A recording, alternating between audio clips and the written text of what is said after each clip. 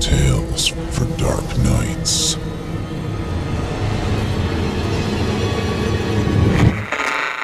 Want to make sure you never miss a Chilling Tales for Dark Nights video again?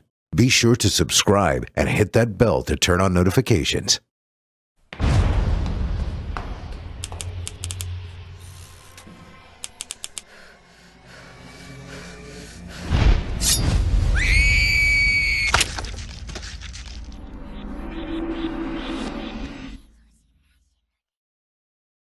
Soul Survivor.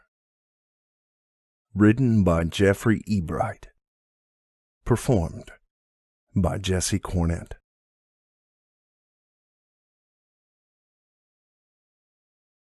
He was cold, bitterly so.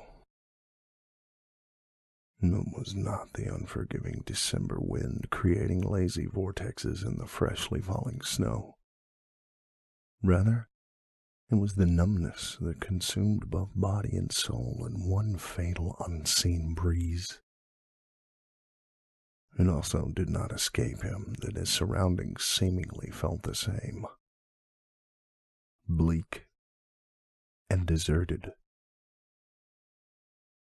Perhaps deserted was not the proper term. Being 2 days before Christmas, there were many people filling the cityscape. Some gathered under building awnings for shelter. Others slumped in their cars locked bumper to bumper. And still others reclined upon street benches, waiting for public transportation that would never come. Even the bodies sprawled awkwardly here and there in the street and on the sidewalk testified this city was not deserted. No birds perched in rotting trees which arched to the darkened sky. No Christmas shoppers hustled and bustled for last-minute gifts. No children warred with other children in the time-honored battle for snowball superiority. Dead. A condemning chill raced through him with the speed of thought. I am alone. However, it was not his first exposure to loneliness. For the past decade, he had spent his existence secluded in the beautifully barren confines of a Canadian parcel of land in the Arctic Circle. The sub-zero temperatures were of little concern. In fact, the serrated blades of Arctic wind refreshed and strengthened him. Curiously, this environment inspired his continued survival and kept him safe in an Arctic embrace. Although the prospect of longevity outweighed the void of companionship in his early years, his later years were a true test of sanity and solitude.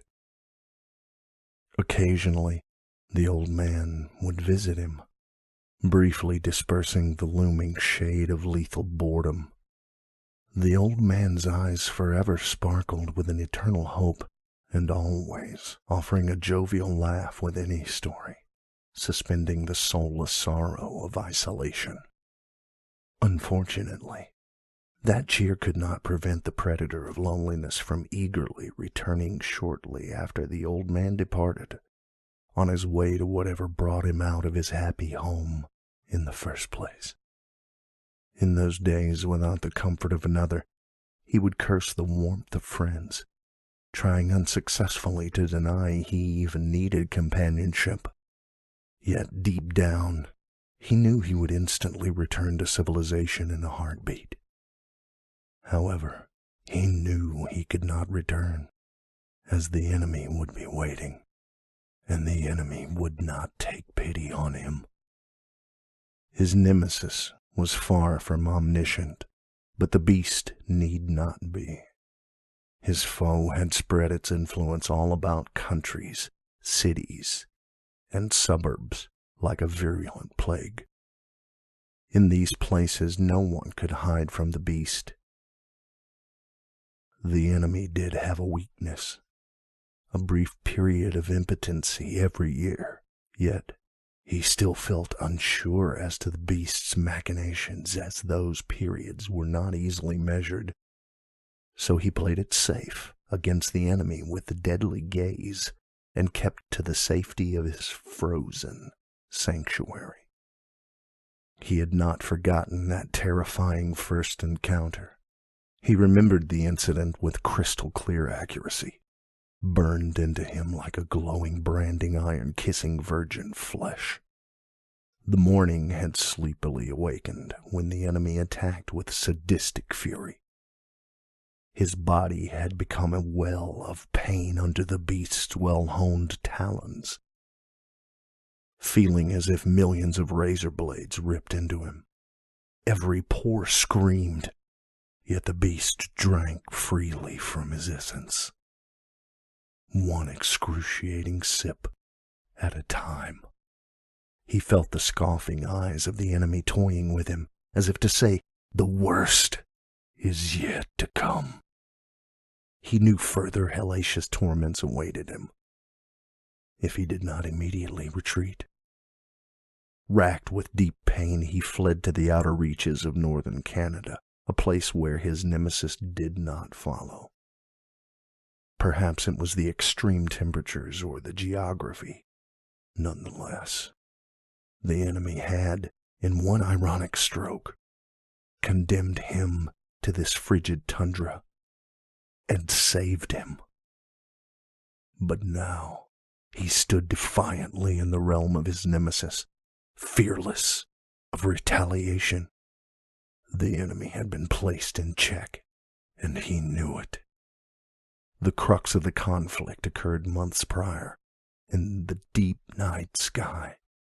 Stars seductively winked at him as he watched the glorious beauty of the northern lights swaying in heaven's inky darkness. Then he noticed a peculiar object falling from the sky. A meteorite? An old space satellite? Whatever the case, the object maintained a purposeful nature. It was then that a second, then a third, then a fourth meteorite appeared. They seemed to multiply exponentially. The meteorites gashed the serene sky as the stars retreated under the onslaught of hundreds of projectiles. Repulsed, he turned away from the aerial horde, only to find a mirror of the same on the opposite horizon. Seemingly ignorant of each other, the projectiles laced between one another. Most sped off to their destination unmolested, but occasionally some would cross paths, issuing an eruption of brutal luminescence.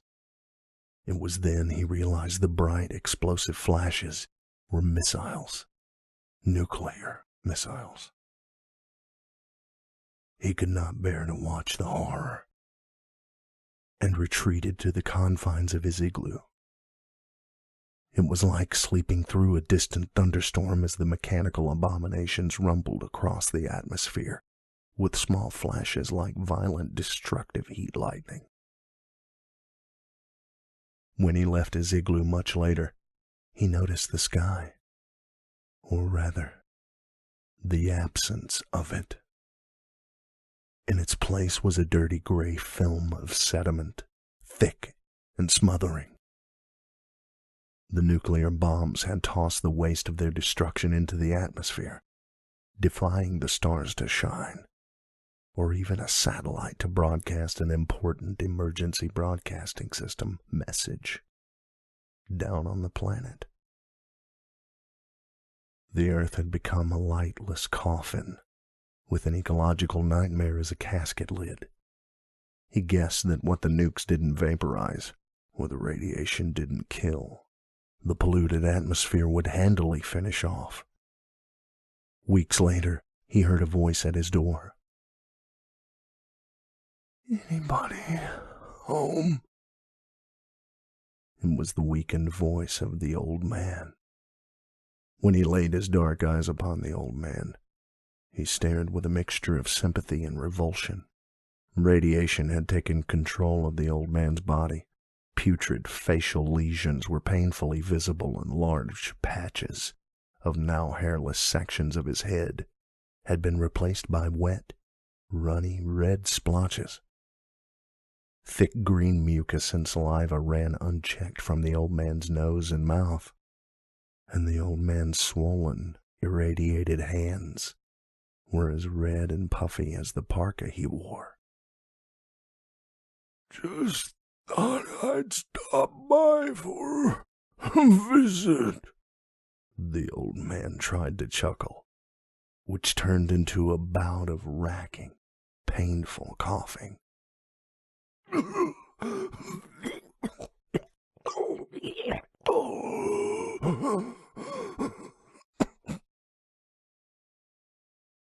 The light was fading fast. Well, my boy, even though I know who's been naughty, it doesn't do me much good. The earth is dying, my boy. I'm pretty wily, but... The old man stared at the bloody holes in his fingers where the nails once grew. Even I'm not immune. Matter of fact, my last pack animal passed away about a half-mile from here. Poor Don, he tried, but those nukes take the fight out of you.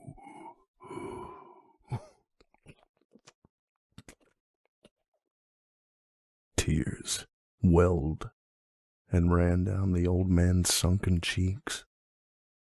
Please, you can't. Don't start on me. The old man cut in. We all gotta go sometime.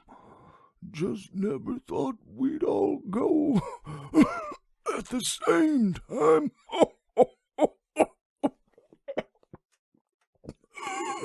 We're all dead, my boy.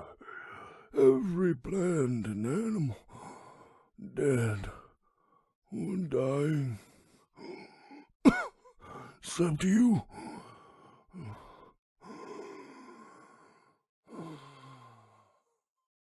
The old man fell to the floor of the igloo, hacking blood and lung tissue. He cradled the old man as he continued to hack. God, how I pity you. You'll survive. I just ate slow, but you... Another series of coughs shook the old man's frame. Oh, so sorry. The old man sputtered before a violent death rattle extinguished the remaining fire from his eyes.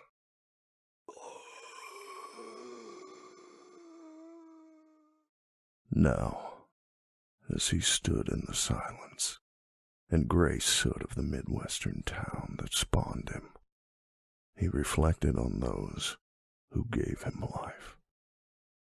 His makers knew very little of the arcane arts, yet caught in the throes of creativity, these youthful wizards had used base alchemy and common elements to give him life. Was it, he thought, a magical device?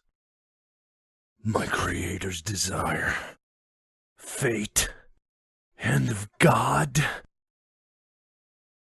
Frankly, he did not have the reasoning capacity to proper analyze such an esoteric subject, nor did he care to dwell long on it. The most vivid memory he had was of the day the beast had forced him to leave. He was waving farewell to a little girl in a fluffy pink winter coat and thick white corduroy pants. He could see she was fighting the flow of tears and a heavy heart. She waved back with a mittened hand. Don't you cry, he called back to her. I'll be back again someday. Now, he had returned. Not that it mattered anymore. The little girl in the pink winter coat was surely a dead, frozen husk. Like the rest of humanity. Like the animals. Like the plants and flowers. Like every living thing on planet Earth. Except for him. He walked through the dirty snowfall, stopping at the town square. Amidst the dead and discarded machinery of mankind stood the town's wilted Christmas tree, decked with bold ornaments and shimmering garland.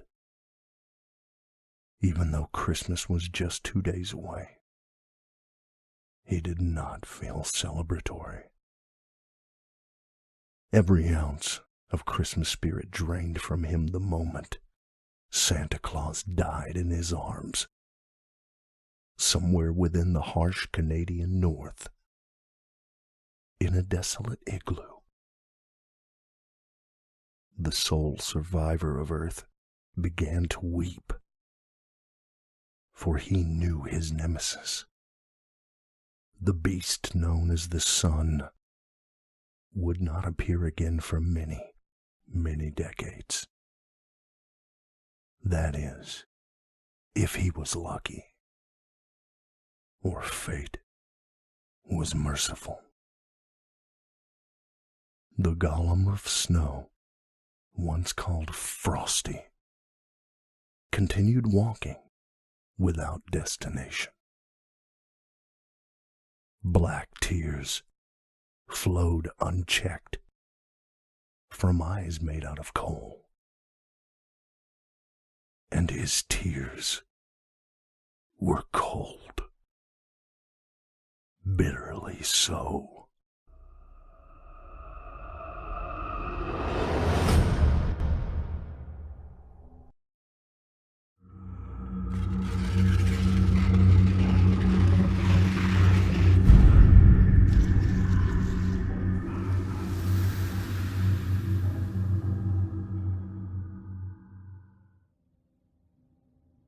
I'll never forget the Christmas Eve blizzard of '09.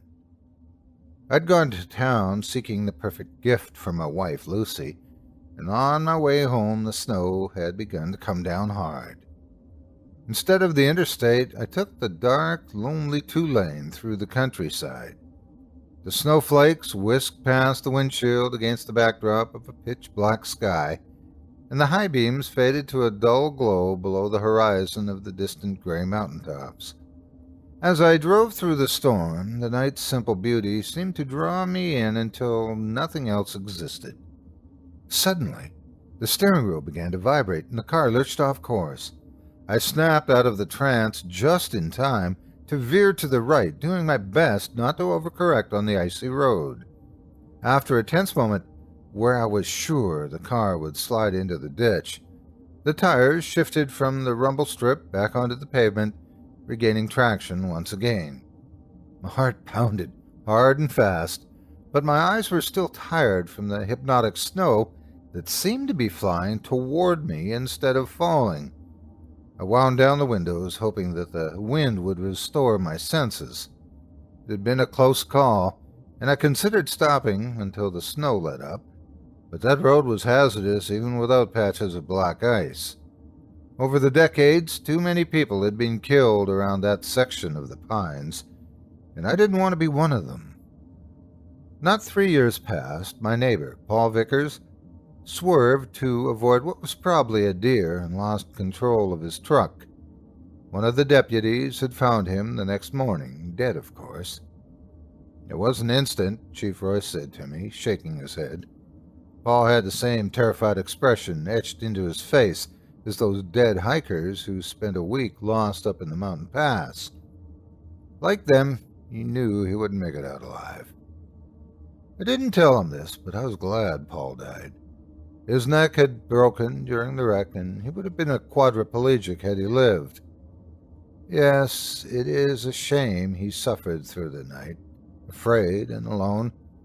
But truth be told, maybe his neck wasn't the only reason I never shed a tear over his passing.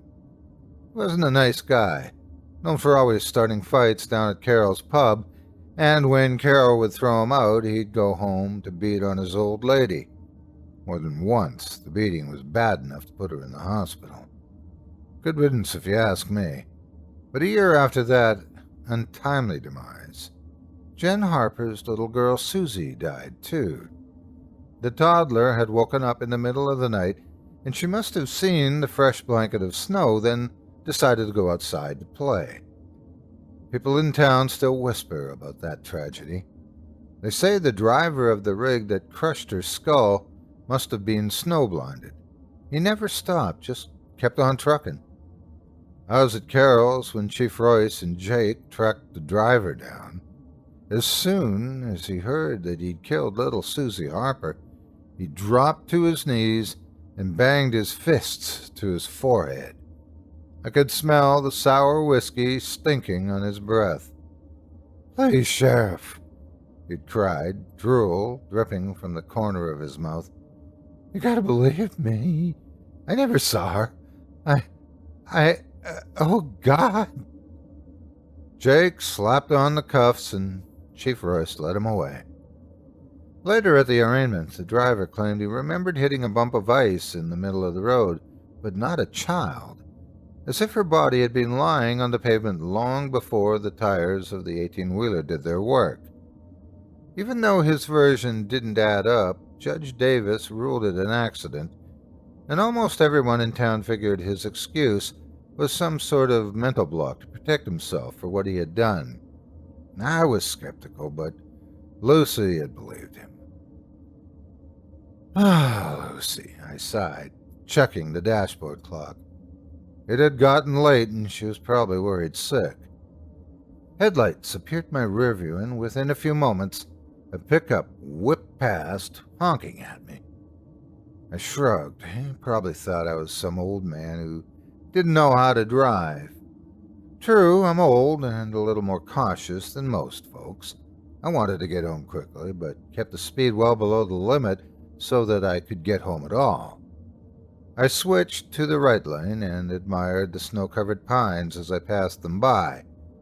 The storm seemed to generate a peaceful serenity, an absolutely magical feeling that replaced the anxiety over the near accident.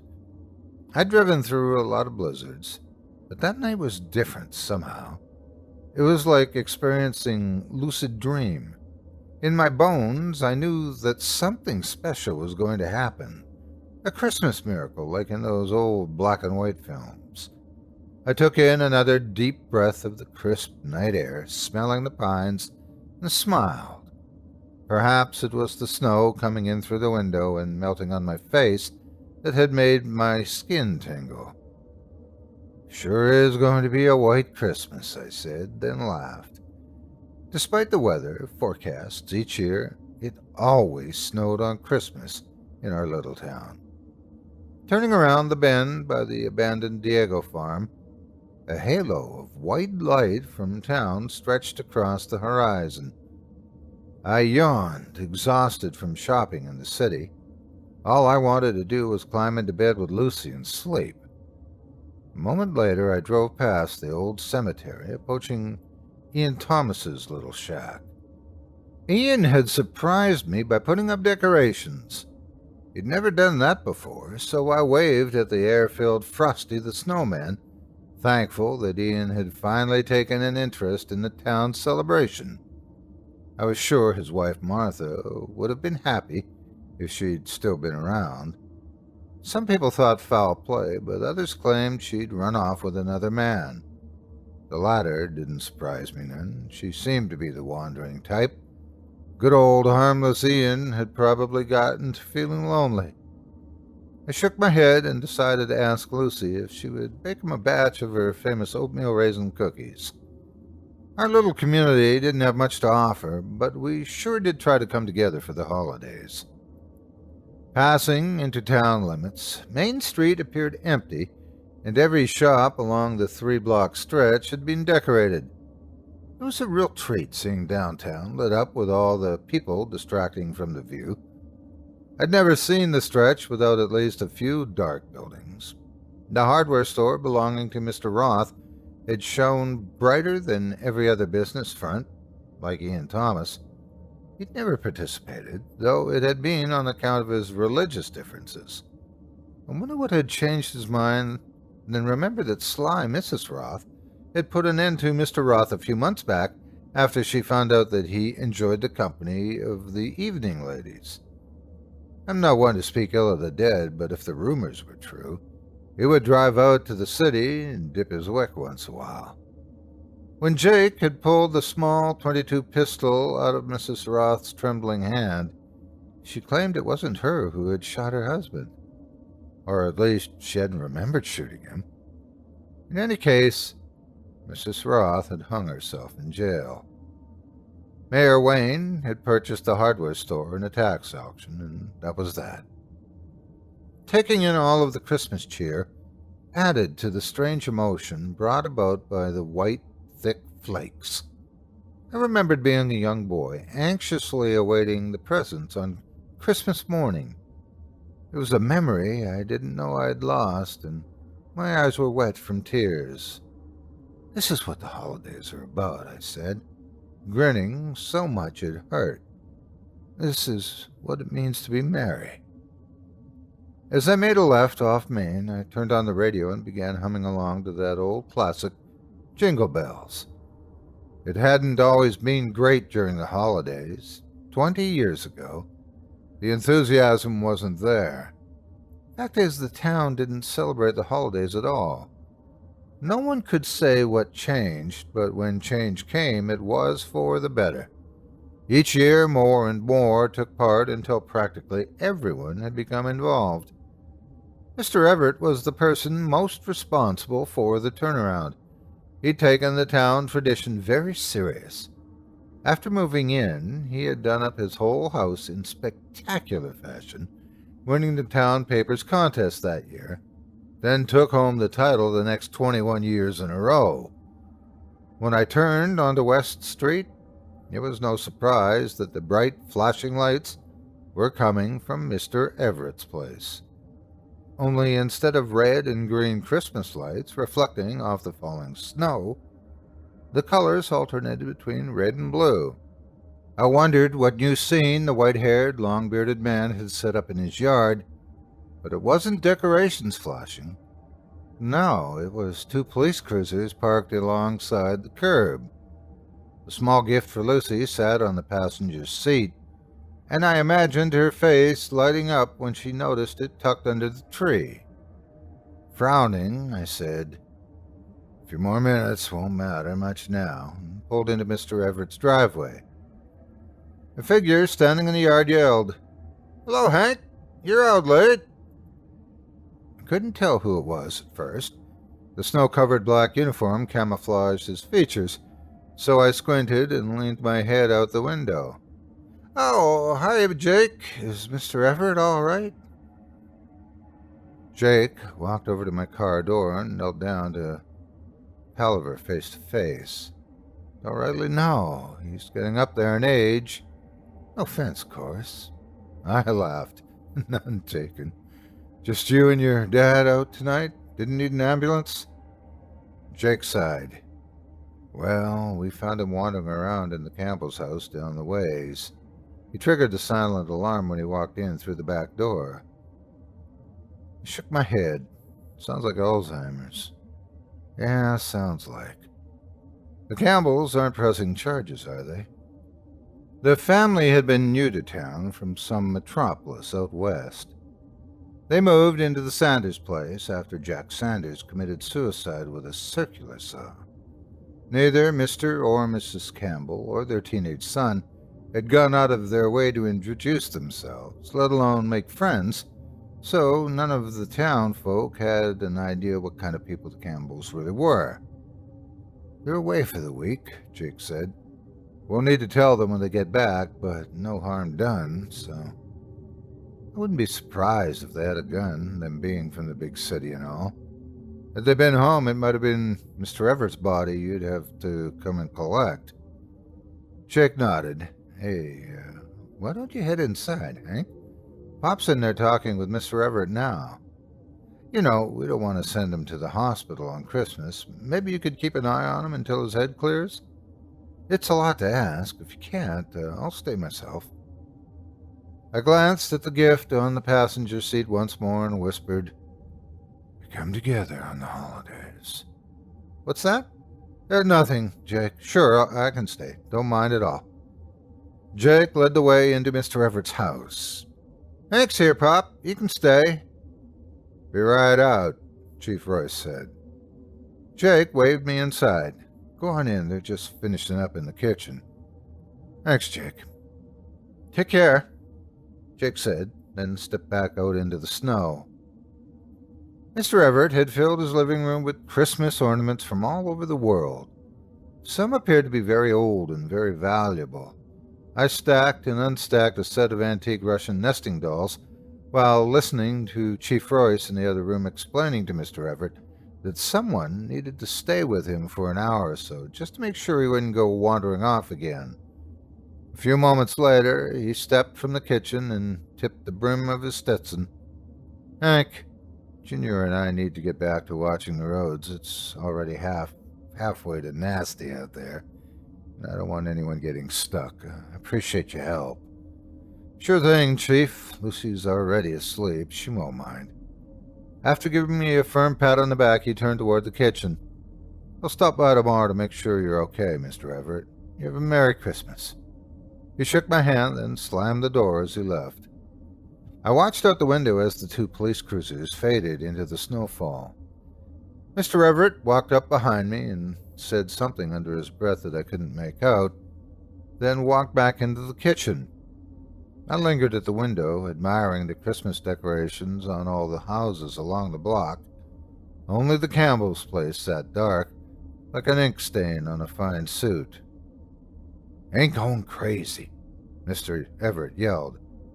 I sighed, then went into the kitchen and sat at the table across from him. I don't think you are. Mr. Everett shook his head. One of my ornaments ran off. Found her snooping around in that Campbell house. Is that so? Yeah, and I'm glad they weren't home. It would have been very bad. Very, very bad. I nodded.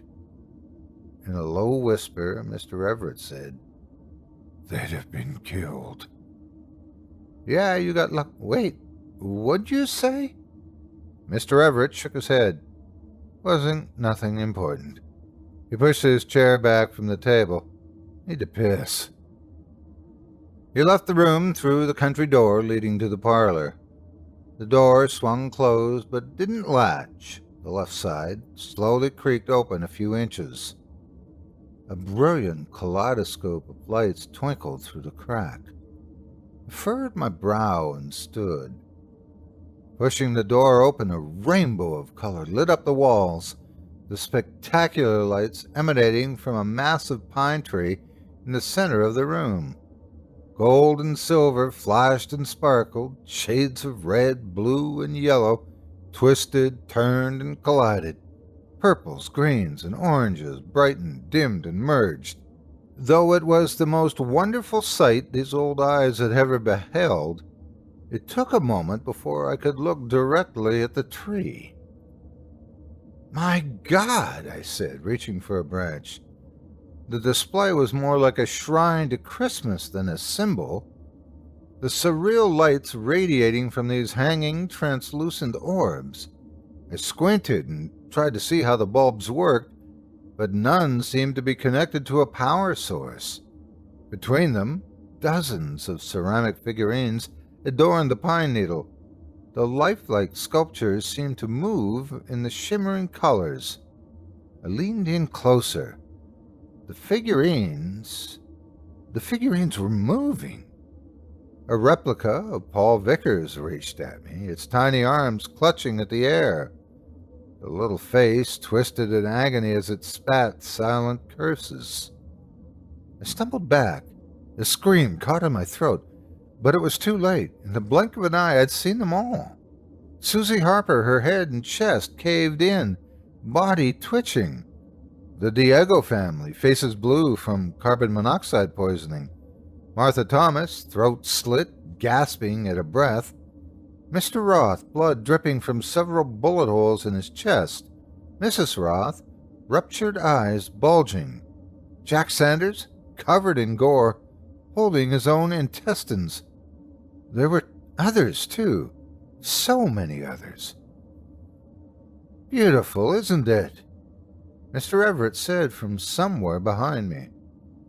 I spun toward his voice, saw the flash of a baseball bat, and felt searing white pain through the side of my head before everything went black. I don't know how long I was out, but when I awoke, my whole body buzzed and I couldn't move my arms. Something thick and wet ran down my right ear. What in the...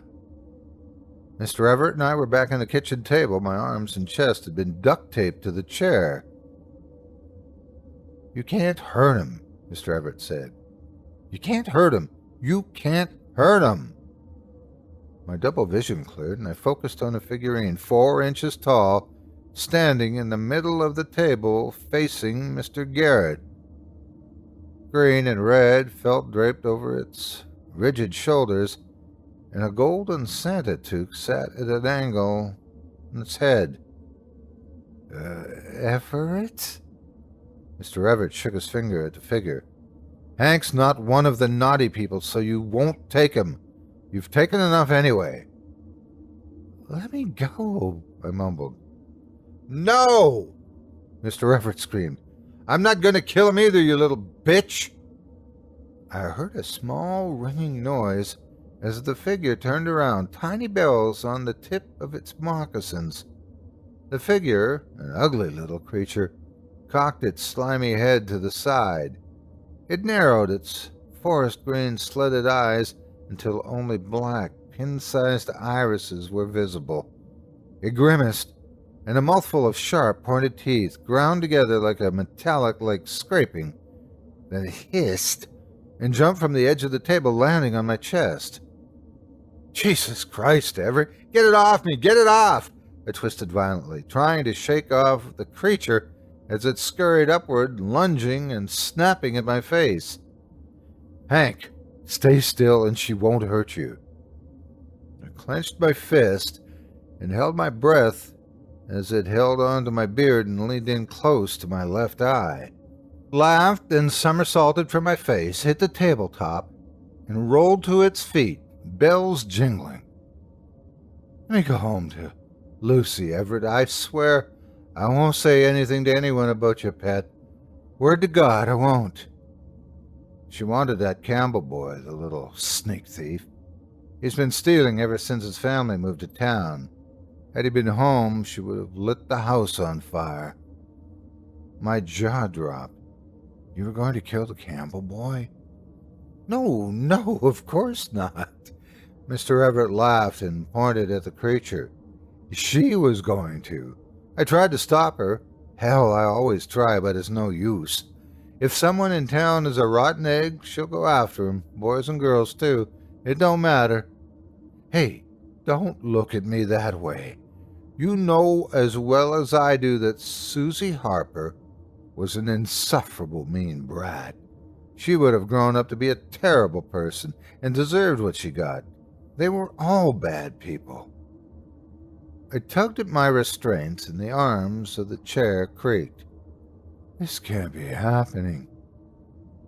"Argentina, 1954, Mr. Everett said, slouching in his chair.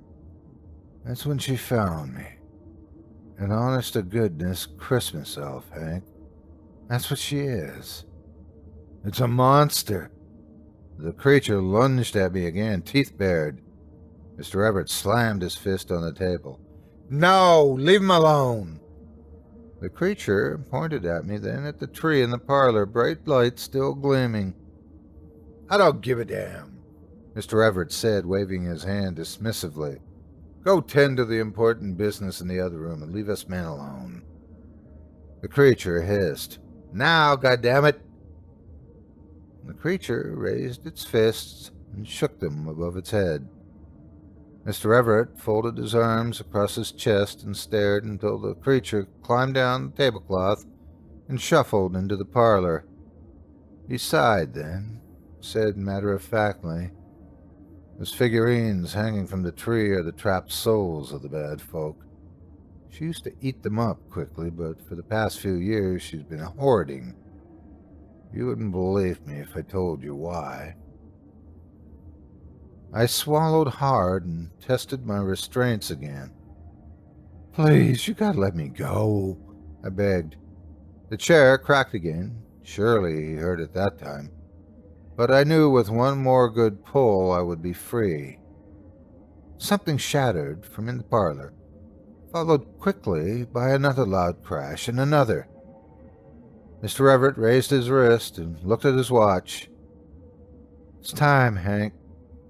Can't stop it now, even if you wanted to. I've been looking over her for decades, and this is the Christmas it's finally happening." He stood slowly, holding a butcher knife in his hand, and took a step toward me. My eyes went wide. "What the hell are you doing?"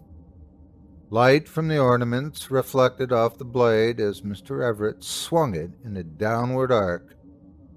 I leaned back and heaved my body up just as the tip sliced past my arm. The left side of the chair cracked and broke away, and I put my hand out in an effort to block the next attack. Mr. Everett chuckled and pointed the knife at me. I looked down, confused that my right arm was free, then realized he hadn't tried to cut me, only the tape. "Done being violent with me, Hank? I'm letting you go." "Oh, thank you," I nodded, but tensed as he came closer. "Now, about the elf. You saw what she did for this town. How happy these people have been all these years? Unfortunately, now you know why. I always found it funny myself." As he sliced the tape from my ankles, I said, "There isn't anything funny about that monster." He walked around to the back of the chair and began to slice through the last of the tape. "Well, elves have been known to spread holiday cheer, but who would have guessed they do by removing the bad-hearted and non-joyful bumpkins? Elves can see who we really are, what we've done, even what we're going to do. They know us and they judge us." Another series of crashes came in from the parlor. "It's too late for me, but you can tell them if you want," Mr. Everett said. "Make sure they all know to be merry, or else an elf might come." The instant the pressure of the tape gave way from my chest, I kicked the chair backward and took off toward the front door. A much louder crash came from in the parlor, sounding like the tree had fallen over, and I turned to see the creature standing in the doorway, snapping its jaw. The stench of rotten pine needles hit me as I crashed into the front door. It flung outward, frame shattering. I slipped on the porch steps and fell into the snow, ice stinging my hands and face. Mr. Everett yelled from inside the house. "Sorry I hit you, Hank. It was my job to protect him. Can't fault me for that, can you?" I ran past my car, digging in my pocket for my cell phone. I dialed 911 and pressed the receiver up to my ear, cringing at the pain. "Chief, please come quick." "Hank, are you okay? Just hurry." I ended the call and ran the 2 blocks to my house.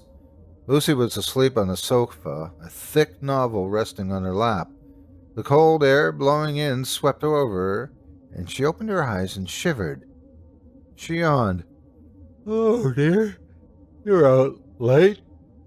I slammed the door, locked it, then looked out the window. Through the white mist, I couldn't tell if Mr. Everett or the creature had followed. Lucy gasped. "Goodness, Hank, you're bleeding."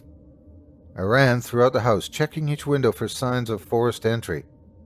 No signs of a break-in, but I wish Chief Royce would hurry. "You're scaring me."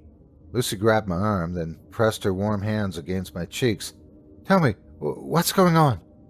I realized how crazy I must have seemed, but there wasn't time for me to explain everything. It's Everett, I gasped, still out of breath. Something happened. Chief Royce is on his way. What can I do to help?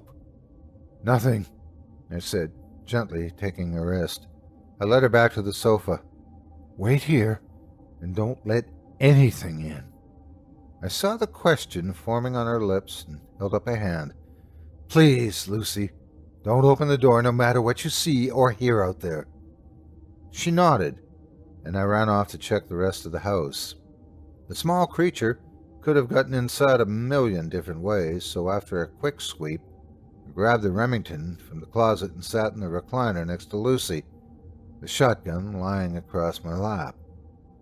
Despite my protests, Lucy went into the kitchen and grabbed the first aid kit. She bandaged up my ear while I kept my eyes glued to the door and my finger firmly on the trigger. By the time she had finished, a series of flashing red and blue lights had appeared outside. A figure walked past the porch window and knocked on the door. I leveled the shotgun and nodded for Lucy to open the door. Good evening, Lu. Chief Royce's eyes widened and he reached for the pistol on his hip while pushing Lucy to the side. I had lowered the gun before he even finished speaking. Chief, are you alone? Chief Royce looked to Lucy, then back at me. What in the blazes happened to your ear, Hank? And why the hell are you pointing a gun at me? I'm sorry, I didn't know who else was out there. You've been back to Everett's, right? Yeah, we found him. I'm sorry, Hank. We should have called a hospital after all. I shook my head. What? Jake's guessing a heart attack. Everett's dead? Chief Royce gave me an odd look. You didn't know? But you're the one who... I dropped the gun next to the recliner, then pushed my way past Chief Royce and Lucy. The snowfall had let up enough to see down the street. Outside of Mr. Everett's house, an ambulance had parked next to Jake's cruiser. I ran toward the house, Lucy and Chief Royce chasing after me, yelling for me to stop. When I came to a halt behind the ambulance, the paramedics were loading Mr. Everett's body. I noticed a smug grin etched on his dead face before the doors closed. Jake walked up next to me. At least he made it to Christmas. I checked my watch, 12:30 a.m. Where's that little monster? Did you see it? Jake narrowed his eyes. Does he have a cat or something? I shook my head. Something. Walking into the house, I listened carefully and scanned the room for any movement. The foul odor of dead pine still lingered, but seemed to be fading. I stepped into the dimly lit kitchen, expecting the creature to attack, then noticed that the chair that I had been duct taped to was no longer there. Also, the parlor door had been closed. I placed my hand on the wooden handle and hesitated. Chief Royce, Jake, and Lucy had all caught up and stood behind me, sharing worried whispers. I swallowed hard and pushed the door open. The large pine had been overturned, and every one of those brilliantly glowing orbs had been shattered into tiny glass shards. All the figurines had been smashed beyond recognition, most crushed to nothing more than powder. Underneath the tree lay the broken kitchen chair. Jake put a hand on my shoulder. That's where we found him. Looked like he tried to hang an ornament and his heart gave out. Must have pulled down the tree on top of himself, poor guy. I choked back a scream. Looking around the room, thoughts racing, I felt the answer clawing at the back of my mind. The crashing, the shattering, the smell of dead pines. And Mr. Everett's final words, all of it rang over and over in my head. Jake said, kneeling. Wonder what this sludge is. Lucy smiled. Looks like pine sap to me. Mr. Everett died doing what he loved, Chief Royce said. Hank, thanks for being with him in his final moments. He pointed at my bandaged ear. Looks like that tree got a piece of you as it fell, huh? I guess it rung your bell pretty good. Bells, I said.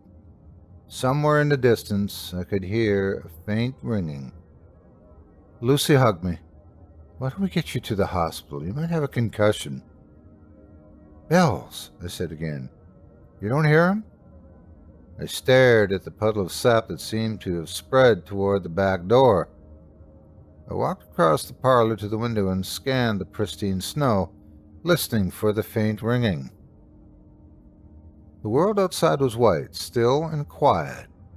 The world was wrong. Movement caught my eye. The creature stood at the tree line, watching me from amidst a huge mass of bright green pine needles. It waved, and my blood ran cold. The tree came down hard, I whispered absent-mindedly.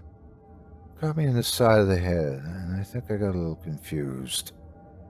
I turned away from the window. Come on, Lucy, let's go home.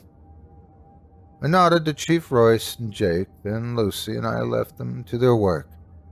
She didn't ask any questions as we treaded through the snow, and we never talked about that night ever again. Some people in town say it's best to let the past stay in the past. I tend to agree, though every December I'm reminded of that storm and of what I saw at the edge of those woods. Each year, when the decorations start to go up, I wonder if I should finally tell someone the true secret of Mr. Everett's Christmas ornaments. Now that I'm old, and now that Lucy's gone, I think it's finally time. As I stood next to the fallen pine, my eyes followed a sap trail of countless tiny footprints leading into the forest. You see, those figurines weren't the only decorations that should have frightened me. The beautiful, glowing ornaments said something special too. Those orbs were eggs, and thousands of pine needle baby elves had hatched and fed in the first hour of Christmas morning. Merry Christmas. Henry Van Wees. Thank you so much for taking time out of your day to listen to this story in its entirety. If you've enjoyed what you've heard and would like to support me and my efforts, hit the like button and do not forget to subscribe and turn on notifications today. And please share this video with everyone on your social media. With just a few clicks, you can help this channel grow and reach new listeners. You can also support me by subscribing to my podcast, Scary Stories Told in the Dark, with dozens of episodes available now. Visit simplyscarypodcast.com for more details today. For exclusive, ad-free extended episodes of my program, including stories you won't find here on YouTube, visit chillingtalesfordarknights.com/join and sign up as a patron today, or pick up a season pass for my show. Lastly, if you'd like to contribute directly, you can support me with donations at patreon.com. Just visit patreon.com/Otis Jiry. That's patreon.com/OTISJIRY. Thanks again for listening and for your support. Have a great day, and God bless you.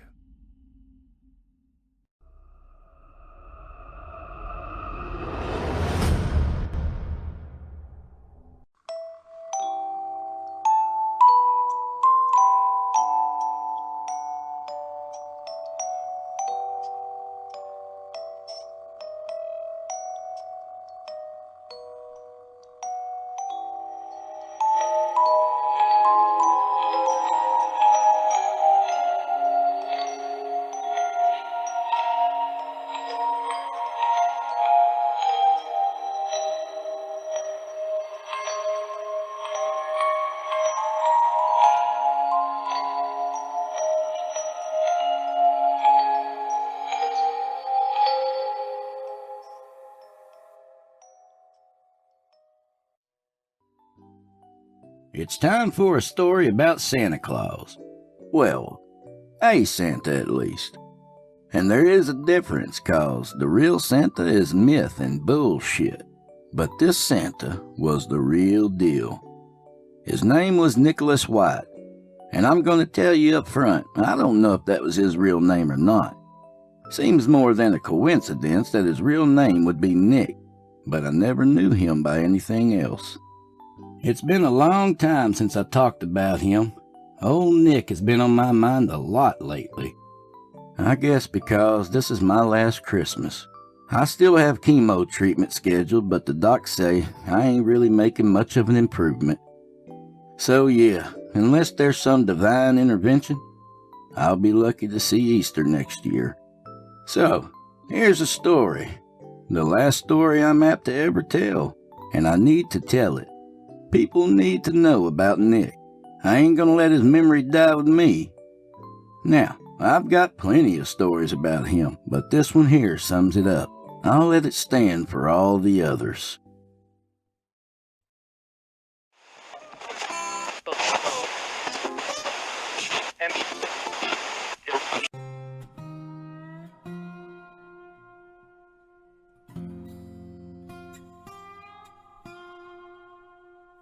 It was the week before Christmas, 1991, and we were parked outside some burger place in the middle of nowhere, Alabama.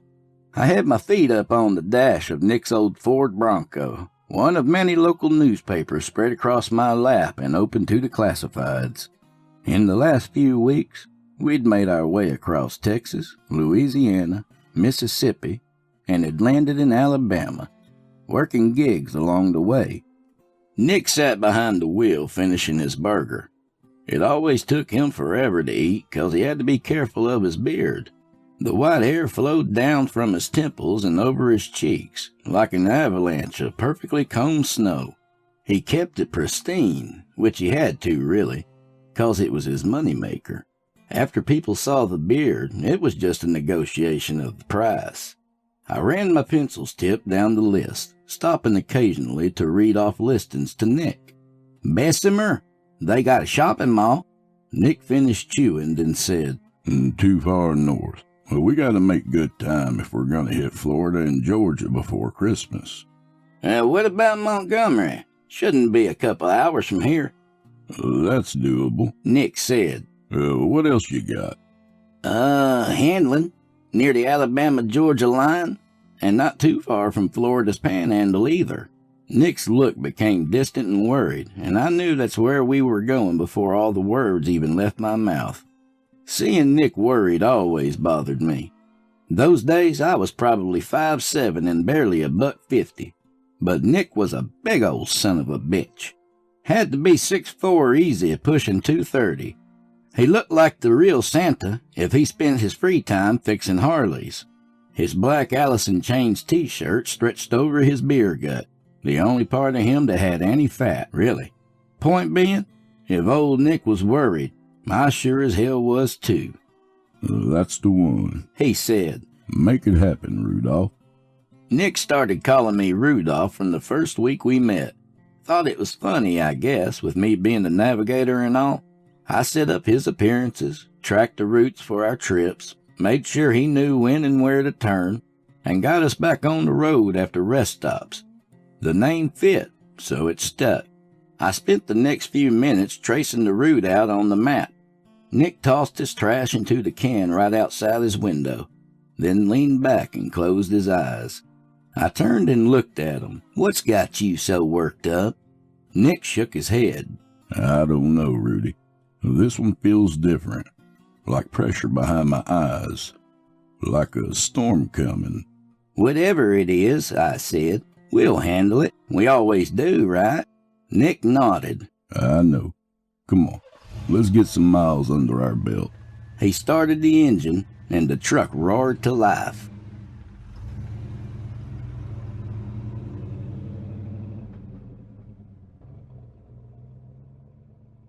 We were on the road maybe an hour when Nick flicked the blinker on and made for the off-ramp.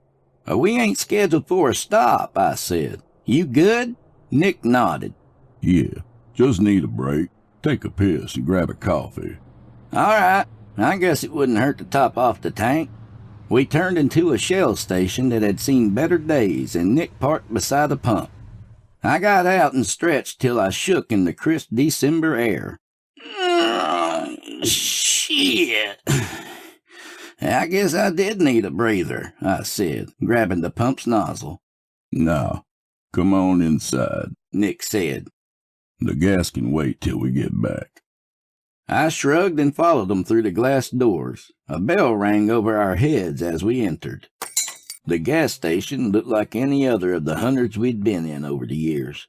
Slightly grimy, a little smoky, most shit on the shelves out of date. Two guys played cards in the corner, both outfitted in flannel and camo, probably just back from an illegal hunt somewhere nearby. The guy behind the counter looked up from his magazine when the bell rang. He saw Nick and smiled wide. Look at here, boys, he said. I reckon Christmas done come early. The card players glanced up and chuckled, but quickly went back to their game. I did the talking as usual. I had a way of gently navigating through tense situations. Yeah, and it turns out your mama's on the very naughty list. The clerk stood stock still. You could hear a pin drop right there on the shitty linoleum. Then the guys in the corner damn near erupted with laughter. All right, the clerk said. Nobody asked you to. I walked over to the coffee as Nick left for the bathroom. I poured mine black and made Nick's usual, sweet as sin and blonde as an angel, then made my way back to the counter. I set the cups down and the clerk started ringing us up. I grabbed a 0 bar for Nick and an Almond Joy for myself. These two, I said. Plenty far from the North Pole, the clerk said. Where you boys headed? Georgia, I lied. Got my sister's family in Savannah. Gonna spend the holidays out that way. The clerk lifted his chin towards the bathroom. Y'all kin? Yeah, that's my cousin Frank. He tossed the chocolate bars into a small paper sack. Well, where you from, originally? Look, I said, laying a 5 down on the counter. I ain't trying to cause no problems here, but what's with all the questions? I looked up at the clerk's face. His mouth had gone slack. His eyes damn near rolled all the way back up into his head. Out the corner of my eye, I saw the two men at the table stand up. I didn't need to see their faces to know they shared the clerk's expression. He lunged at me, making it halfway across the counter in one leap. The coffee splashed over the both of us. It only hit my hand, but it stung like a bitch. I couldn't imagine how he was still fighting after a face full of it. He grabbed me by the front of my jacket and hauled my ass right over the counter. We sprawled across the floor, him on top of me, and me trying to keep his hands from getting around my neck. A voice that didn't belong to him come from between the clerk's hanging lips. You two just keep fucking meddling, he growled. Always sticking your goddamn noses into my business. He swung his fist down like a hammer. I managed to get my hand up in time, but I still caught the brunt of it on the side of my head. My lights came close to going out, but I could still see enough to watch Nick's big hands grab the clerk's shoulders and toss his ass against the wall. Cigarettes fell off the shelves in a goddamn landslide. Nick punched the clerk across the jaw one good time to make sure he stayed down. I pushed the packs off of me and spied a prize under the counter. A sleek little 9mm just itching to come home with me. I grabbed it, flicked the safety off, and aimed it at the other two men right as they rounded the corner. "Hey, you gonna want to hold it right there, boys," I said. "You come any closer, and I'll let Nick beat the shit out of you before I shoot." The men stopped, and the guttural voice came from their mouths in stereo. "How many times must we do this?" it said, echoing from mouth to mouth. "The same old song, the same old dance. Don't you two ever get bored of it all?" "I'll call it quits when you do," Nick said. "We both know that's not going to happen." "Well, then I guess you got your answer then, don't you, asshole?" The voice got louder, till shit started shaking on the shelves. I will flay you both. It boomed. I will dig my nails into each synapse. Then fucking do it. Nick cried. Bring your sorry ass up here and do it. I stood up on my shaking legs. You know he won't, Nick. Old Scratch ain't got no balls to speak of. The voice growled. Do not presume to test me. Ain't no test, I said. You ain't gonna do shit, 'cause you can't do shit.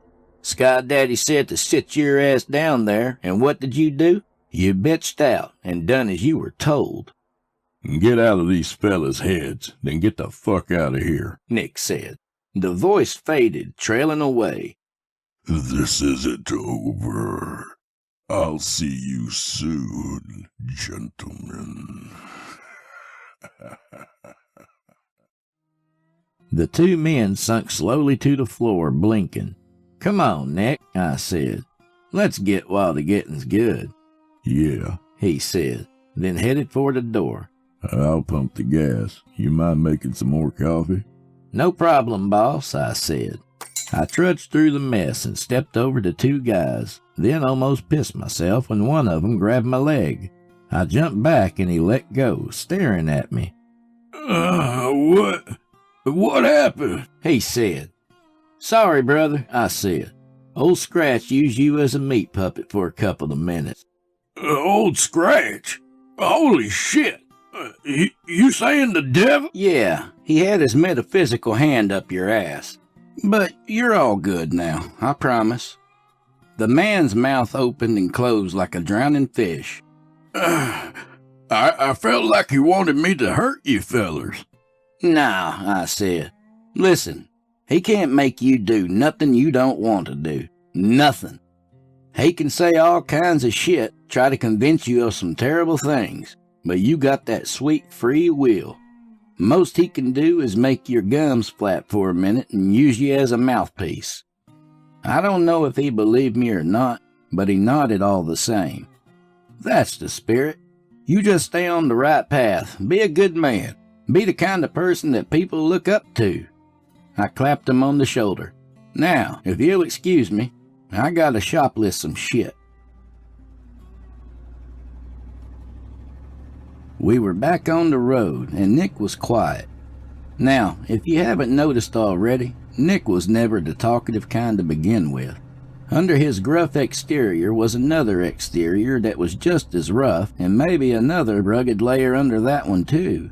The only time you'd see him really come alive was while he was performing.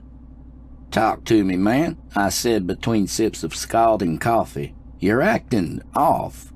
I told you this trip was strange, Nick said. But I didn't know how bad it was gonna get.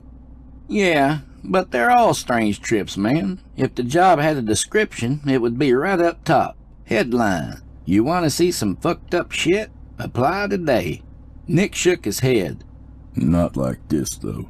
His fiery highness has never pulled some shit like that before. 3 puppets, and one straight up attacked you. That's outside of even our normal. I laughed. Yeah, but that one was on me. Guy probably wanted to hit me anyway after I insulted his mother's lily-white honor, so Scratch just gave him a little nudge. Well, that's just it, though. That's never happened, not once since you've been running with me. I thought back and knew he was right. Okay, so I'll keep my tongue from wagging too much.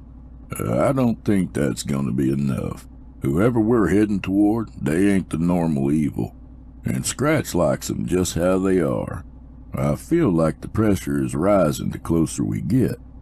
You remember Hurricane Frederick? Yeah, a bit. I was pretty much drunk my entire 20s.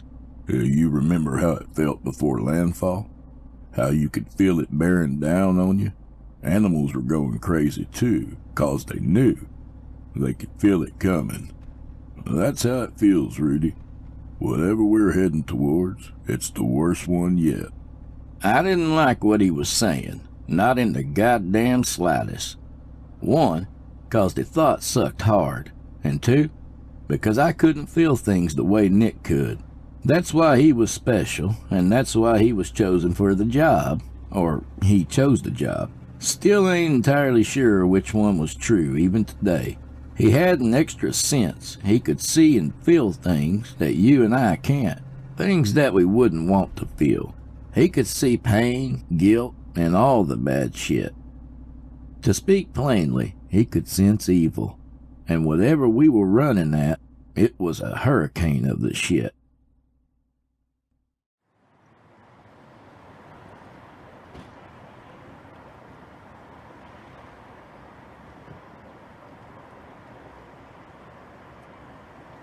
After another rough night of sleeping in the back of the Bronco, we got up in the light of the winter sun and got ready.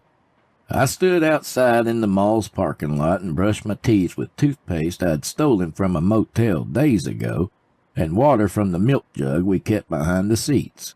The Bronco shook as Nick changed into his outfit. Eventually he emerged. Red velvet coat and pants trimmed in pristine white fur. Black boots so shiny you could see your reflection on them. They were steel-toe motorcycle boots, not quite legitimate Santa gear, but most people didn't notice. He put his red hat on and moved the white pom-pom expertly so it hung to the side. "You good?" I asked, rinsing my toothbrush out onto the concrete. Didn't sleep for shit. Nightmare. It fucked with my head. "Looks like it," I said. "You gonna be all right?" Yeah, let's go in. I'll feel better when I start working.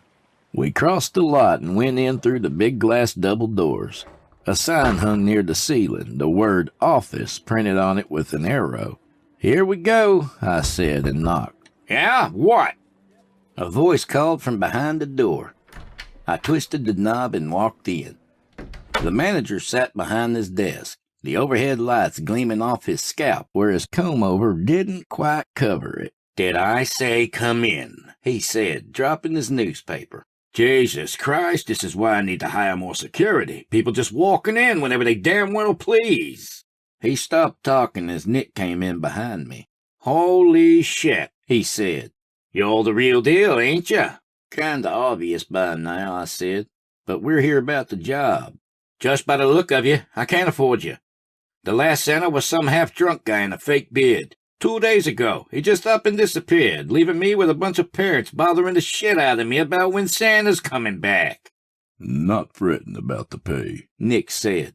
"Whatever is fine. I do it for the kids." I nodded. "Yeah, this ain't just a job, it's a calling." The manager leaned forward, his brow creased and expression stern. "Look, if you guys are some kind of perverts..." I could feel Nick's anger like a goddamn bonfire behind me, so I did what I do best to calm everyone down. "What the fuck?" I yelled. "Are you serious? This man lives to help kids have a Merry Christmas, asshole." He sat back with his hands up. "Okay, jeez, I'm sorry, all right? I just gotta be careful, you know?" I turned to Nick. Nick nodded. "Okay, apology accepted," I said. "Now, he got the job or what?" The manager looked from me to Nick, then back to me. "Yeah, fine. Everything is set up right in the middle of the mall. We got a tent up behind the chair for a dressing room. The shift is from 9 to 1, then a half hour for lunch, then back on the floor till 6. I'll pay you in cash at the end of the day. Sound good?" "Deal," I said. "Good. It's 10 till 9 now. Get on over there." We left and made our way through the mall, Christmas tunes blaring from speakers overhead. It wasn't too busy yet, but there were still plenty of people milling around. When we passed kids, they all stopped and stared. This was the best part of our job. Nick greeted every kid we saw, and his face lit up each time. Shit, if I didn't already know him, I'd have thought he was the real deal too. These were the only times that I saw Nick truly happy. By the time we made it to the setup, we had a line of kids following us like Nick was the goddamn Pied Piper instead of Santa Claus. He got to the seat and turned to the crowd. "Ho, ho, ho! Merry Christmas!" The kids cheered and called his name. He waved, his huge white-gloved hand moving from side to side. Nick sat down and made himself comfortable, then gave me a thumbs up. I walked over to his side. "Welcome, everyone," I said. "I'm Rudolph, Santa's navigator and right-hand man. You can all come up to see Santa one at a time. Tell him hello and what you want for Christmas. Now, everyone else waiting in line, please keep your voices down so Santa can hear the Christmas wishes." And so Nick can concentrate, I thought. The first kid tentatively walked up to Nick, and the work truly started. 2 hours passed, then 3. Then finally it was time for a break. I stood up and addressed the crowd. "Okay, kids, Santa has to take a short break to check on the rest of the reindeer or something, but he'll be back before you know it. So stay right there and be nice. Remember, he can still see you." I met Nick in the tent. "Did you get anything?" Nick hesitantly shook his head. No, maybe. I don't know. Usually when they sit down, I can feel pretty damn quick if they have a problem. But this time has been like a bunch of them have something wrong. Not all of them, but more than usual. "So we got a lot of coal to give out here. That's not too out of the ordinary." He frowned. It ain't the same. Every kid has a different feeling, and it's special to them, like a fingerprint or a blood type. "Okay, what are you saying?" It's like the kids with issues all have the same fingerprints. You see how weird that is? I nodded and let out a breath. "Yeah, but what in the hell does it mean?" Okay, listen. Nick said, running his hands over his beard nervously. What if, and Jesus, I hope I'm wrong about this, what if they all have the same problem with the same person? I felt like somebody had slapped me. This was fucking far from normal. I don't think this is gonna be just some piece of shit stepdad, Nick said. Something bigger is happening here. "Well, shit," I said. "What do you want to do?" Nick stood. We keep going, and we keep looking. What else can we do? The hours passed, and kid after kid sat down on Nick's lap, leaving with a smile and a candy cane. I kept a close eye out. I could see the wear and tear it was putting on them. Maybe every 10th kid I'd see him grimace. Not a lot, just a little. I was probably the only one who noticed. His face would just kind of get tight and his eyes would get that far away look. I felt like shit, 'cause there wasn't a damn thing I could do about it. It was his burden, and he couldn't share it. Whatever it was, gift or curse, who knows. I just wanted to help him carry it. Every kid who sat on his lap with an issue was another weight tied around his neck. We'd seen junkie mothers who sold their kids off to strangers, alcoholic dads who liked to use their fists, step-parents with hearts of pure hatred, and we gave every fucking one of them a lump of coal. They were isolated incidents, you know. We'd hit up a town, stay for a few days, and maybe find 1 or 2 naughty pieces of shit and give them their coal. Then it was off to the next town, doing as much good as we could before Christmas.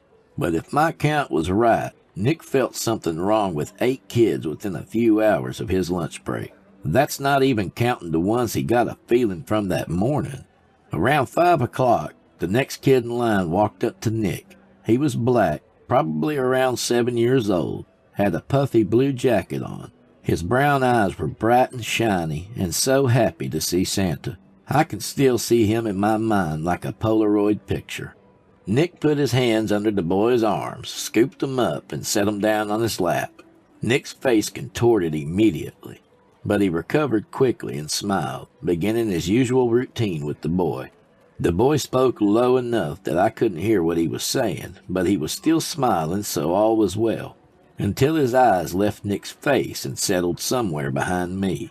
Whatever happened was quick. The boy was struck rigid with fear, and Nick tensed up with him.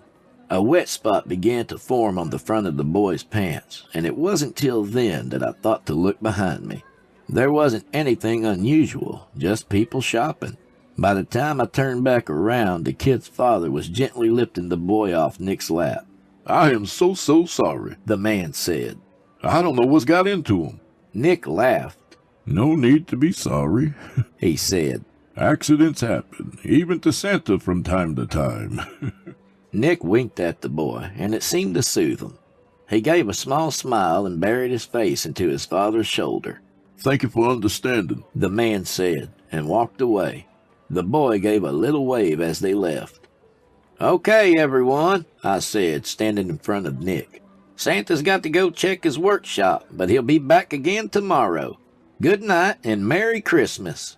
There were a few grumbles from some of the parents who'd been waiting, but I ignored them and turned back to Nick, just in enough time to catch him when he fell. He leaned against me as I struggled beneath the sheer size of him. Help me get out of here, he said softly. I supported him as we left the mall, not even bothering to check in with the manager. We half stumbled, half walked back to the Bronco. I got him to lay down in the back before I started in on him. What the hell was that, man? I said. You scared the shit out of me. Nick shook his head, dazed. The boy saw someone while he was on my lap. It was him, the one we're after. Once he laid eyes on him, I felt it all. Everything that's been going on in this town. It's so much, Rudy. Way too much. Damn near toppled me over. Holy shit, I said. I knew something was up when I saw the look on that kid's face. I took a deep breath, then let it out. Okay. How do you want to do this? He closed his eyes. I need a few minutes to get right. Let me sleep for a bit, then we'll take care of it. You're talking about going tonight? That's crazy talk. You look like you've been hit by a truck. He reached out and took a hold of my hand. I'm going to sleep for a while. Then after midnight, we'll go handle the fucker. All right? I sighed. All right, shit. All right. Do you even know where to find the guy? Yeah. He lives close to where he works. Should be easy to find. Where's he work? Nick turned over on his side. Handling elementary school. I spent those hours filing the serial number off the 9 mil I took from the gas station and staring off into space.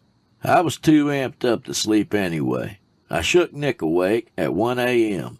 He stirred and opened his eyes. What time is it? 1, I said. I told you midnight, Rudy. You said after midnight, and look at the time. It's sure as shit after midnight. Don't be a smart ass, Nick said, sitting up. You needed to sleep, Nick. You ain't no good to us dead on your feet. How you feeling? Better, I think. You ready to do this? You know it, boss. He smiled. Then lead on, Rudolph. So I did.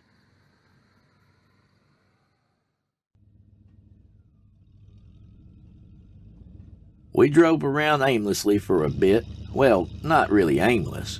All these types of towns are all about the same, really. And sure enough, it wasn't long before we saw a sign pointing us towards the school. He's close, Nick said, squinting over the steering wheel. I can feel it. Gotta be along this street. Kill the lights, I said. Don't want to take any chances. He cut off the headlights and we cruised down the street 10 miles an hour. Not looking suspicious at all. It was a decent neighborhood. Every house we passed was decorated. Must have been 1 million Christmas lights on just that one stretch of road. I was looking at the lights and zoning out when Nick hit the brakes. Shit! I damn near hit the dash, I said. Nick took one hand off the wheel and pointed. That's it. We're here. The house was set a bit deeper off the road compared to the rest, with a bigger front yard. All brick with blue shutters. It was easy to tell because the house was easily the most decorated one yet. Christ, I said. Looks like Las Vegas threw up on his house. Nick didn't laugh. It's all a cover. He's trying to conceal all of the dark inside. I didn't know what the hell to say to that, so I just nodded. He pulled the Bronco into the driveway, then cut the engine off. We coasted in silence the rest of the way. We parked and got out. Nick adjusted his hat, then reached behind the seat to grab his bag. It wasn't big and wasn't filled with presents. We looked at each other. He held up the bag, and I patted the pistol weighing down my coat pocket. We nodded in unison and made our way down the side of the house. Once we turned the corner, the dark really settled in. I followed the sound of Nick's footsteps. The dark ended up being a blessing, 'cause without it, I may not have seen the blue light in the distance. "Nick," I whispered, "look yonder to the right. Blue light, you see it?" Yeah, let's go check it out. The backyard led into the woods that spread the length of the neighborhood. We headed in that direction, careful of our footsteps over the pine needles and fallen leaves. As we got closer, the shape became clearer. "It's an RV," I whispered. "You think he's got somebody living out here?" Don't know. Let's go find out. The soft blue glow of a TV shone around the curtains on the windows. I tried to peek in, but couldn't make anything out. "I don't see nothing. How do you want to do this?" We go in, Nick said. I'll open the door. You go in with the gun. "What if it's locked?" I said. Nick reached into his sack and pulled out his crowbar. Then I'll unlock it. "Okay, let's do it." He gently grabbed the handle and pushed down, and the door began to swing out. I pulled out the pistol and flicked the safety off, putting my foot on the first step. Then the second. By the time I reached the last step, I could see the entire length of the RV bathed in the blue light of the TV. A man sat in an office chair, his back to me, headphones covering his ears. He was nothing but a shadow in the TV's light, blocking the screen completely. I aimed the gun at him and walked slowly forward. He'd taken out extra seats and such from the RV and replaced them with shelves. Shelves lined with videotapes, each labeled in neat print by a black marker. Tiffany, age 8, part 1. James, age 7. Michael, age 7. Jessica and Michael, age 8. Me and Matthew, age 8. It took everything I had to keep from throwing up right then and there. There were so many. Shit, I don't know how many. 100? 2? The shadow man moved and I nearly jumped out of my skin. He pressed a button on the nearby VCR. The machine whirred and spit out a tape. There was a soft click as he uncapped a marker and began writing on the label. When he was done, he grabbed a fresh cassette and slid it into the machine, pressed copy, and started the process all over. I walked closer, inching forward till I could see over his shoulder. I don't need to tell you what was on the screen. I wish to God I never knew either. I tapped the son of a bitch on the shoulder. He spun around, the cord of the headphones pulling his glasses till they sat crooked on his nose. "Who the fuck are you?" he cried. "How?" "Shut your fucking mouth," I hissed, "or I swear to sweet Christ I'll blow your goddamn brains out." "Please," he said, putting his hands up like he could stop a speeding bullet. This isn't what you think." I couldn't help it. I laughed. "Really?" I said. "'Cause it sure as shit looks like you got yourself pervert headquarters here. Is this all for you?" "No, can't be. Not with these many copies. You're selling it too, ain't you? Come on, you can tell me." This piece of human garbage had the goddamn nerve to start crying. I can't stop myself. Please. I need help." I heard and felt Nick's footsteps behind me. I smiled. "Oh, you're gonna need help, all right. But don't fret, 'cause jolly old Saint Nick is here to set you straight." The man's face fell. "You'd better not pout," I said. He backed his chair as far away as he could, mumbling prayers. "You'd better not cry." Nick moved past me, and I watched him as he looked over all the tapes, as he saw what was on the screen. He didn't have that faraway look in his eyes like he normally gets when it's time to take care of business. Nick's eyes were cold steel. There was nothing there but flat, righteous murder. The man got out about half a scream before Nick slammed a crowbar into him. It got him right in the gut, and all his air came rushing out. He raised his arms to protect himself, but when a crowbar meets bone, the crowbar wins every time. I took another couple of steps back as Nick got started in earnest. Most of the people we'd visited on the naughty list got the message with the threats. Some blackmail, maybe a beating. And yeah, some had to be put down. But this was new territory, and I honestly didn't know how bad it was going to get.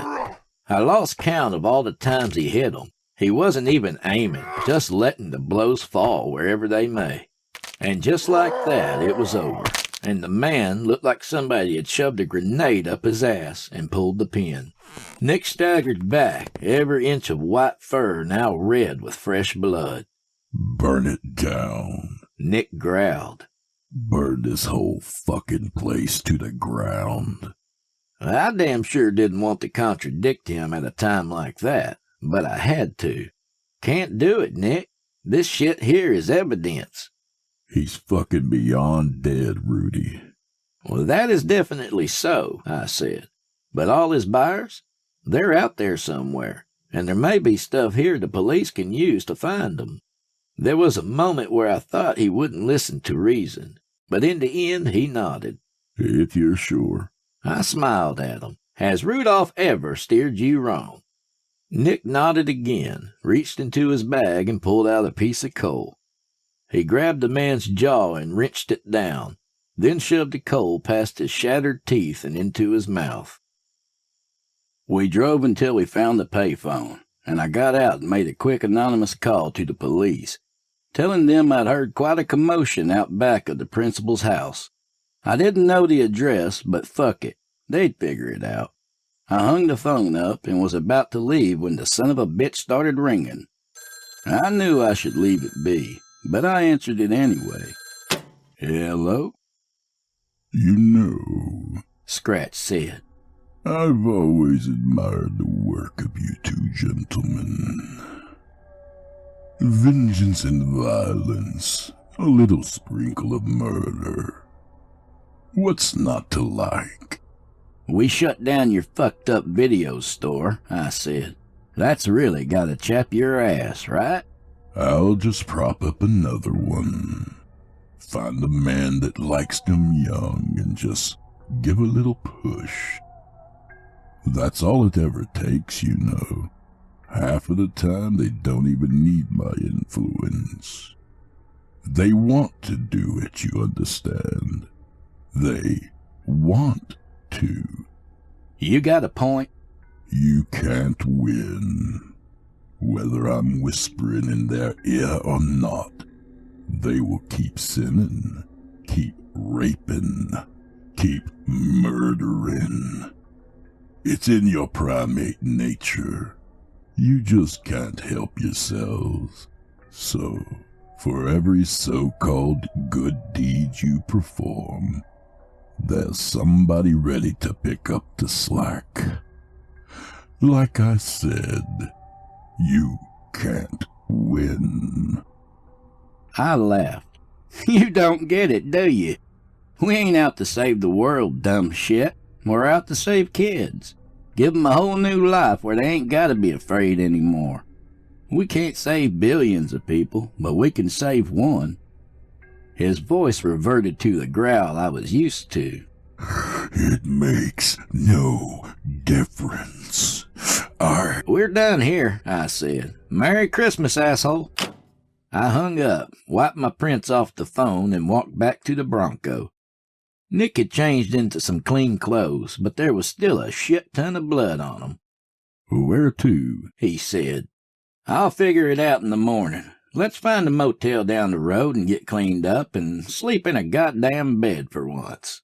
We ain't got the cash for that, Nick said. We ran off from the mall without getting paid. Well, I said, and produced a wad of wrinkled bills from my pocket. Looks like I forgot to mention I cleaned out that gas station's register before we left. Nick laughed, a bright sound like Christmas bells. All right, lead the way, Rudolph.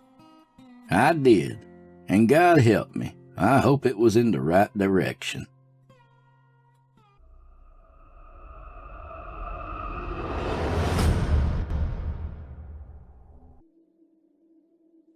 A series of bizarre events swept the town of Brereton, North Dakota. The town was Leon Maxwell's ideal place to take a vacation. Not only did he have family in the area, but it was peaceful. This year, however, his vacation was much longer than usual. Leon was an accomplished writer. His wife, Claire, thought it was a great idea for him to do a story on his hometown. Leon could not leave until the novel was finished. The cold and harsh winter this year was just as bitter as the previous ones, with temperatures cold enough to chill someone to the very bone. It didn't help matters much that some of the winters could very well last into May. Leon loved the quietness of the town, but after a month, he missed interaction with people, and so he got a seasonal job at the sugar refinery. Leon, along with the rest of the town, would be troubled by the upcoming days. One evening, he arrived at his house and saw more snowmen in people's yards than the day before. He wouldn't have thought anything of this, except that there was now a snowman in his yard, and he surely didn't make it himself. Once inside the house, Leon questioned his wife about the snowman. She told him she didn't even know there was a snowman in their yard until he brought it up. Leon also found a gift on the table. It didn't belong to him or his wife, and nowhere on the gift did it hint who it was from. He was curious and picked it up, even tried to shake it to see if he could hear anything. For now, Leon left it on the table and invited some friends to his house that night to talk a few things over. They were sitting around a squared table playing a card game. During the game, Leon brought up the snowman that was made in his yard and the mysterious gift he received. All of Leon's friends admitted to a snowman appearing in their yards too, along with the gift in their homes. Chris, Leon's next-door neighbor, spoke up. "I don't even have any children, and my wife hates the snow, so I know she wouldn't even try to make a snowman." He continued on, "As for the gift, I opened it. Well, at least the wrapping paper. I have no idea what is inside." "What are you talking about?" Leon questioned. Chris told Leon and everyone else in the group that the gift was just a box that is locked and didn't come with a key. Chris mentioned he did everything he could to try to open it, even smashing it, but it's as tough as titanium. Leon thought it was odd to be given such a gift with no way to open it or know what's inside. Claire mentioned that she tried calling the police all day, but everyone has apparently reported the same incident, so it'll be a while before the police get to their home. After the game, Leon had all of his friends go home, and then he went to sleep. For the most part, the next day for Leon was normal, until he returned home and checked the mailbox. Inside was a sealed, unmarked envelope. He walked inside of his house to show his wife as he started to open the envelope in front of her. A key fell out. The key had no company name or numbers on it. There was also a note inside the envelope. This note mentioned a gift and said not to open it until Christmas. Both Claire and Leon looked at each other and then the gift they got yesterday. Could this be a twisted prank? Before either of them even thought to open the gift and unlock the box, they heard a loud and horrific yell. It sounded just like their next-door neighbor, Chris. Leon told Claire to stay home as he rushed over to Chris's house. He banged on the door and tapped on the window, but no one answered. Leon finally lost his patience and broke down the door. Fear instilled every fiber within his soul when he stepped his way into the kitchen. There was Chris, but his left arm was missing and his throat had been slashed. A pool of blood surrounded the victim. The face, left on his friend, was that of pure terror. Leon rushed out of the home, and when he returned to Claire, he called the police. When the police arrived, Leon was sent to the station for questioning. Claire was also at the station, but was questioned in a separate room. The officer asked mostly about her husband, starting with where he worked. She responded, he's a writer. He doesn't live in Brereton anymore, or even North Dakota for that matter. Leon visits this town once a year because only about 800 people live here. No publicity and no fans. Is he going to give us a hard time? Said the officer. I can't definitively say yes or no. Leon is the kind of person that if you treat him right, he'll give you the shirt off his back to help you out. However, if he's treated like a suspect, you won't get him to answer a single question, even if you interrogate him for hours. And if he does, I can say with absolute certainty, it won't be the kind of answer you like. Meanwhile, a group of teenagers are having a party held at their friend's house. By now, nightfall has approached. The music was so loud that they didn't hear the constant knocking at the door. One teen finally sees the door open and quickly goes to the stereo to turn down the volume. When the teen walked over to see who it was, it appeared the person must have ran off. The power just then went out and the inside of the home was covered in complete darkness. A glimpse of moonlight peered over a rather odd figure. It seemed to be a man with black gloves and boots, a red suit, and a bag over his shoulder. His face was masked by the dark, but the teens were sure the man in red was not invited. It was becoming clear that someone was trying their best to look the part of Old St. Nick. The disguised man took out a straight-edge razor, flipped it open, and stabbed his victim right to the heart. Bone-chilling shrieks and cries ensued. Some of the teens fled for their lives, while others watched, petrified in fear. When the razor travels within the victim's chest, it slits open into 4 separate blades to enhance the torture. The teen lived long enough to see his own heart get pulled out of his body. Didn't seem like Santa was done with his massacre yet. The other teen was a girl, and she tried to flee. The jolly old man pulled out a second weapon. This one looked like a chain of razors. He swung the chain, and it wrapped around the teen's arm. She tried to pull away, even though it made the blade slowly dig deeper into her skin and rip the flesh off. By now, the rest of the teens scattered, and the girl was left to fend for herself. As painful as it was, she ripped herself free from the chain of razors and ran up the stairs in a frantic fury. She trips midway and falls on the unforgiving stairs, hearing her leg snap. Her cries by this point fell on deaf ears, desperately trying to crawl to safety. Slowly, the man in the suit walked up to the stairs. He walked the first step, then the second step, and he spoke in a harsh tone. "You better watch out. You better not cry. You better not pout. I'm telling you why." Now he was on the 5th step, moving up to the 6th.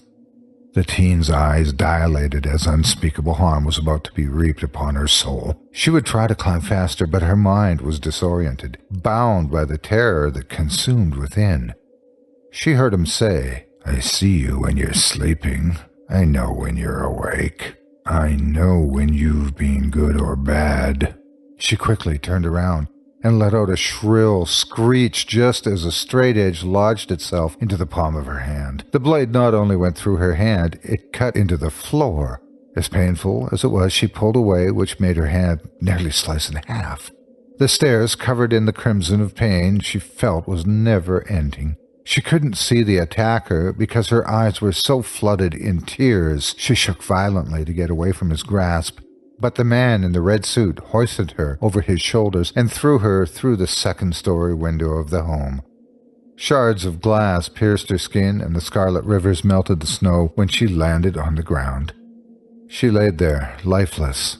The howling winds outside droned out their screams.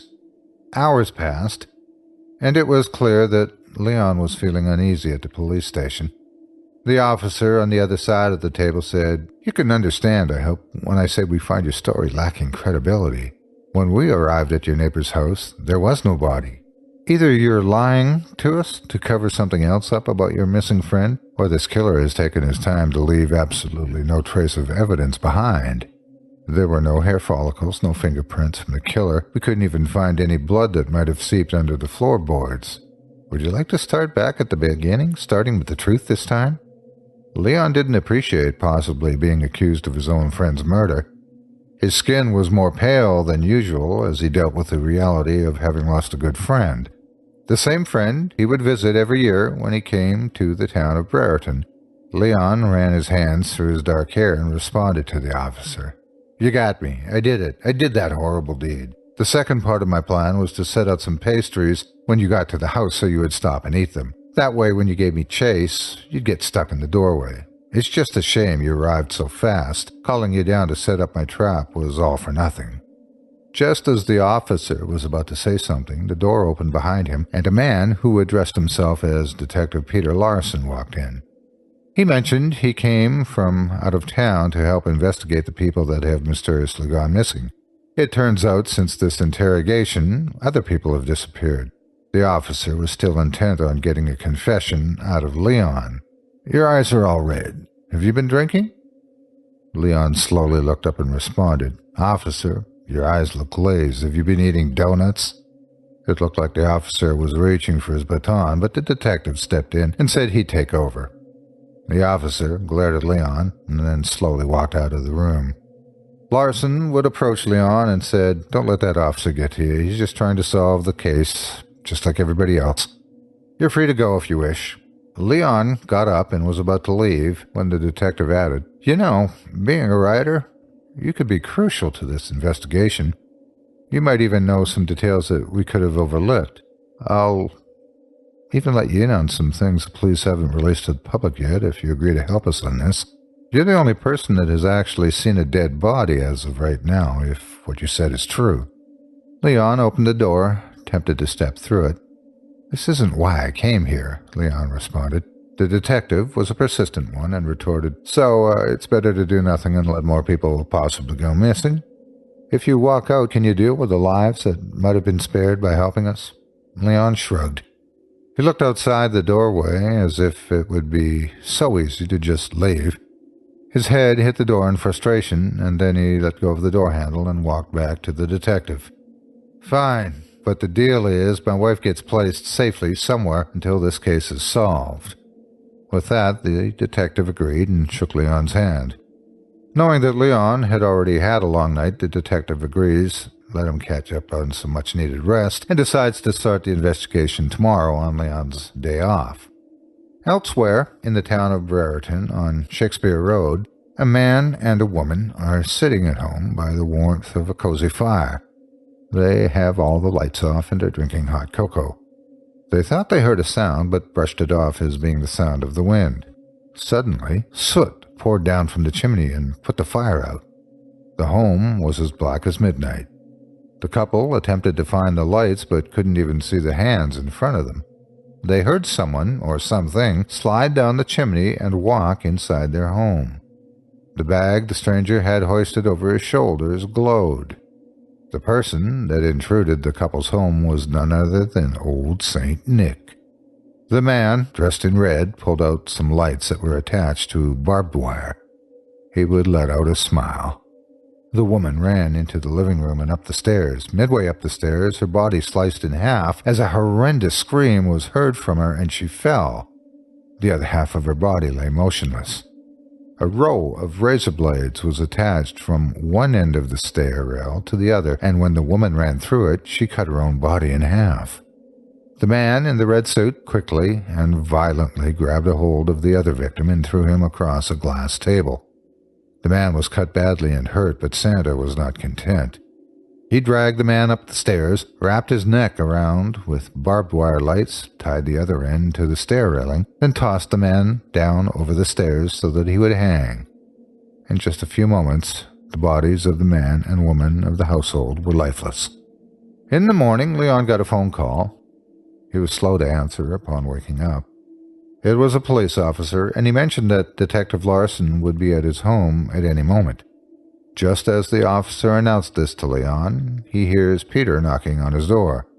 After Leon let Peter inside the home, the detective brought up how there has been 2 more missing people reported. They didn't stay long at the house before they were hurried over to the scene of the crime. When Detective Larson and Leon arrived, the detective showed his badge to the officers, who let them through. Once inside the home, Larson explained that a couple named Barry and Annette Costello lived there. It was Barry's boss that called when he didn't arrive at work that morning. In the 12 years that Barry had worked there, he had never been late to work once. Larson showed Leon around the home and then showed Leon photos taken just a few days ago. In the background of those photos was a glass table in the kitchen area, but strangely, now it's gone.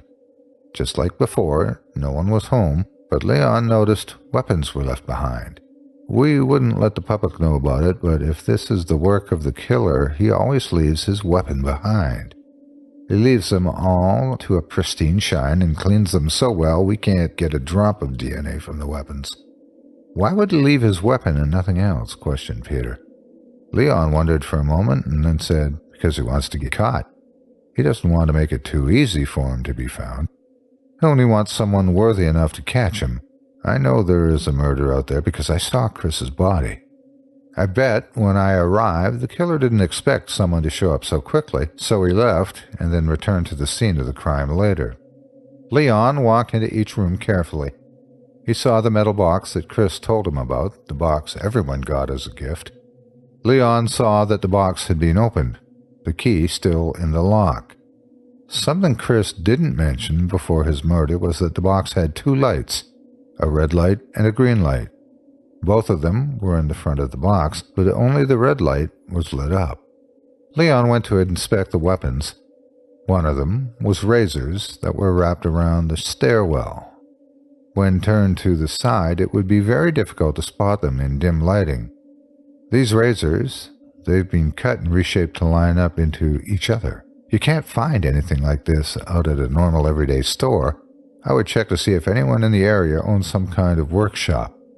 I think the killer would have had to set up this trap on the stairs previously, which means he either knew the victims or knew when they would be away to set it up. One officer shook his head and responded, "That sounds a little far-fetched. How would he know the couple wouldn't discover the trap earlier on, before the day he showed up?" Leon paced himself, put his hand in his coat, and said, "He probably didn't. He took a gamble. If the couple were like me, I don't go upstairs until I'm ready to go to bed." Leon looked at the blade once more, his eyes looking puzzled. One of the officers took off his hat as if he was embarrassed to even mention what he was about to say. "We think whoever is responsible for the missing people is dressing up like Santa Claus. We got a call from various teenagers that they saw a man dressed in red and white with a bag over his shoulder. Unfortunately, the lights in the home went out and it was too dark to get a visible ID on him." Leon felt like he had almost all of the pieces of this case to put together the killer's motive. As he tried to run everything through his mind, he looked out the window to the home across the street. A few kids were playing in the snow and even had a snowball fight. One of the kids thought it would be fun to beat up the snowman and took out a baseball bat. He swung at the snowman's head and gave 2 or 3 good strikes. Suddenly, the head came off and it tumbled over onto the driveway. As it did, the snow revealed a human head where the snowman's head once was.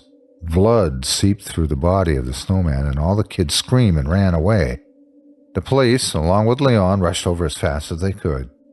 Now it was all too clear what happened to the bodies, and Leon tried his best to explain what he thought the killer's intentions were.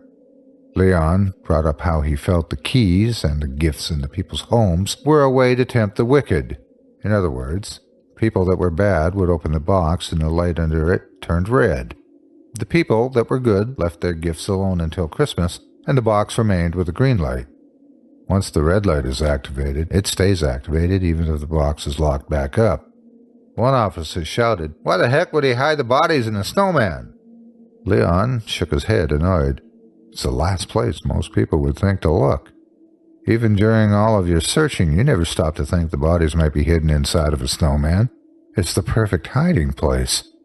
The bodies and the snowmen are a reminder of those that have been naughty, at least in the criminal mind. He wants everybody to see who's been bad. Leon felt into his coat and took out a key and remembered something else he wanted to find out. At first, I thought maybe someone from the post office might have been delivering all of the keys. He's the only one during normal circumstances that could go into everyone's mailbox without looking suspicious. But I realized this year has been some strong snowstorms. The killer could probably kill someone even in broad daylight and go unnoticed. There's something about that note that came with the key in the envelope that troubles me. Does anyone have a typewriter I can use? I want to see if that note was made by either using a computer or was typewritten. The idea caught the officers off guard. Almost no one used a typewriter these days, so the thought that the killer might have used one to make the note instead of typing it out on the computer eluded them. Detective Larson mentioned he still keeps a typewriter that's being passed down from generation to generation in his family and would allow Leon to use it. Also, it just occurred to me that the 27th annual Christmas show is going to be coming up. It's done here every year. It might be a good idea to have extra security around when it happens, Leon concluded. In the following days, nothing happened, and Leon had time to study some of the other weapons the killer had possibly used, such as the straight edge and razor whip. He was sitting in an office with the detective. This man's truly crazed. Most weapons were tools at some point, but these were only designed with pain in mind. The whip appears to have piano wire running through the sides of the blades so that way it will recoil. I have an idea how he strengthened the metal so it would cut through the bone, but it's only a hunch. I thought of something similar and used it in one of my horror novels about giant spiders. He might have found a way to infuse metal with spider silk. The silk, used to make spider webs, is considered to be at least 10 times stronger than the armor in bulletproof vests. As the detective wrote down a few notes, an officer walked in and told him today is December the 7th, the day of the Christmas show. "Let's get going then," Detective Larson shouted out. But Leon was still persistent in looking at the evidence and said he wanted to go home to check up on something. He told Detective Larson to go ahead without him, and he would meet him at the show later on. Leon went home to take a look at the typewriter that Detective Larson let him borrow. First, he tried to see if he could distinguish the difference between something typewritten and something printed out from a computer. He typed out a word on the typewriter, then took out the paper. Upon close inspection, he could tell there was a difference in using the typewriter, and it became clear that it was the preferable method of the killer when he matched it up to the lettering on the note. He took the typewriter to the police station for further investigation. After a few hours, he found some interesting discoveries and called in a few of the police officers. He asked where Detective Larson was, and one of the officers mentioned he was showing Claire the holding cells in the police station. The lights in the station would flicker a bit. At that point, Leon wanted to mention something. The lights completely turned off. The backup generators kicked in, and Leon tried telling the officer something, but the officer said in a rush, "The security cameras aren't working. I have to figure out what's going on. Whatever it is you wanted to tell me, can wait till I get back." Leon, at a loss for words and frustrated, didn't have time to banter. He was now just focused on getting to the holding cells. He made his way into the room and saw Detective Larson and Claire inside one of the holding cells. The prison door shut behind and locked Detective Larson and Claire in, leaving Leon on the outside as he rushed over. He looked at Claire and then back at the detective, frantic. "I thought you went to the Christmas show." The detective lit up into a smile and said, "I did. After a while, the security said I wasn't needed there, so I came back." Claire said she got bored walking around the station all day, so I thought I'd show her where we detain the prisoners before sending them off to jail. Leon looked at his wife, then back to Detective Larson. Leon seemed awfully nervous. He whispered to the detective, "Look, I know what's going on now. It's all over. Let my wife go." Detective Larson looked at Leon, confused, and there was a look of concern on Claire's face. "Just stop pretending and give yourself up. I know you're the one that put those notes in everyone's mailboxes. You're the serial killer. You thought you would never get caught, didn't you? You probably forgot the typewriter ribbon stored everything you wrote. Every character you depressed on the keyboard was your admission of guilt. I don't need any other evidence. Just stop playing the innocent game and unlock the cell now." The detective's eyes dilated. He looked shaken up. His body looked like it was about to distort, but it held together. A grin that didn't look at all jolly showed on the killer. He put on some gloves and turned around to face Claire. Detective Larson started to sing. "I'm making a list and checking it twice. Going to find out who's naughty or nice." Claire backed away as far as she could from Detective Larson, demanding Leon to help her. Leon wanted to get reinforcements, but at the same time, he was too afraid to leave Claire with the detective. He was able to reach through the bars enough to grab the back of Larson's coat, but his grasp was soon pried away. Detective Larson looked under his boot and took out some tools. They were in separate pieces, and as he attached them, they made an axe. He pressed a button on the handle, and spikes protruded up over the sides and top of the axe so that he could saw into his victim as he was cutting. He inched his way to Claire. She was in a frenzy as Leon yelled, "Larson, don't!" The lights flickered again and went out. A loud scream was heard.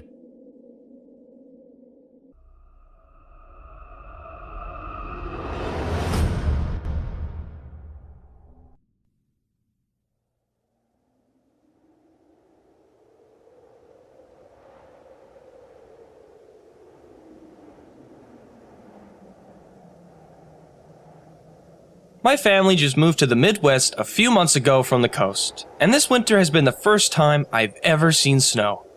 Growing up on the beach, I took great weather and sandy beaches for granted. I know a lot of people dream of vacationing in what was once my backyard, but to me, the most exciting thing in the world is snow. I was pretty excited when we moved here, and even more so when we got our first real snow just a few days ago.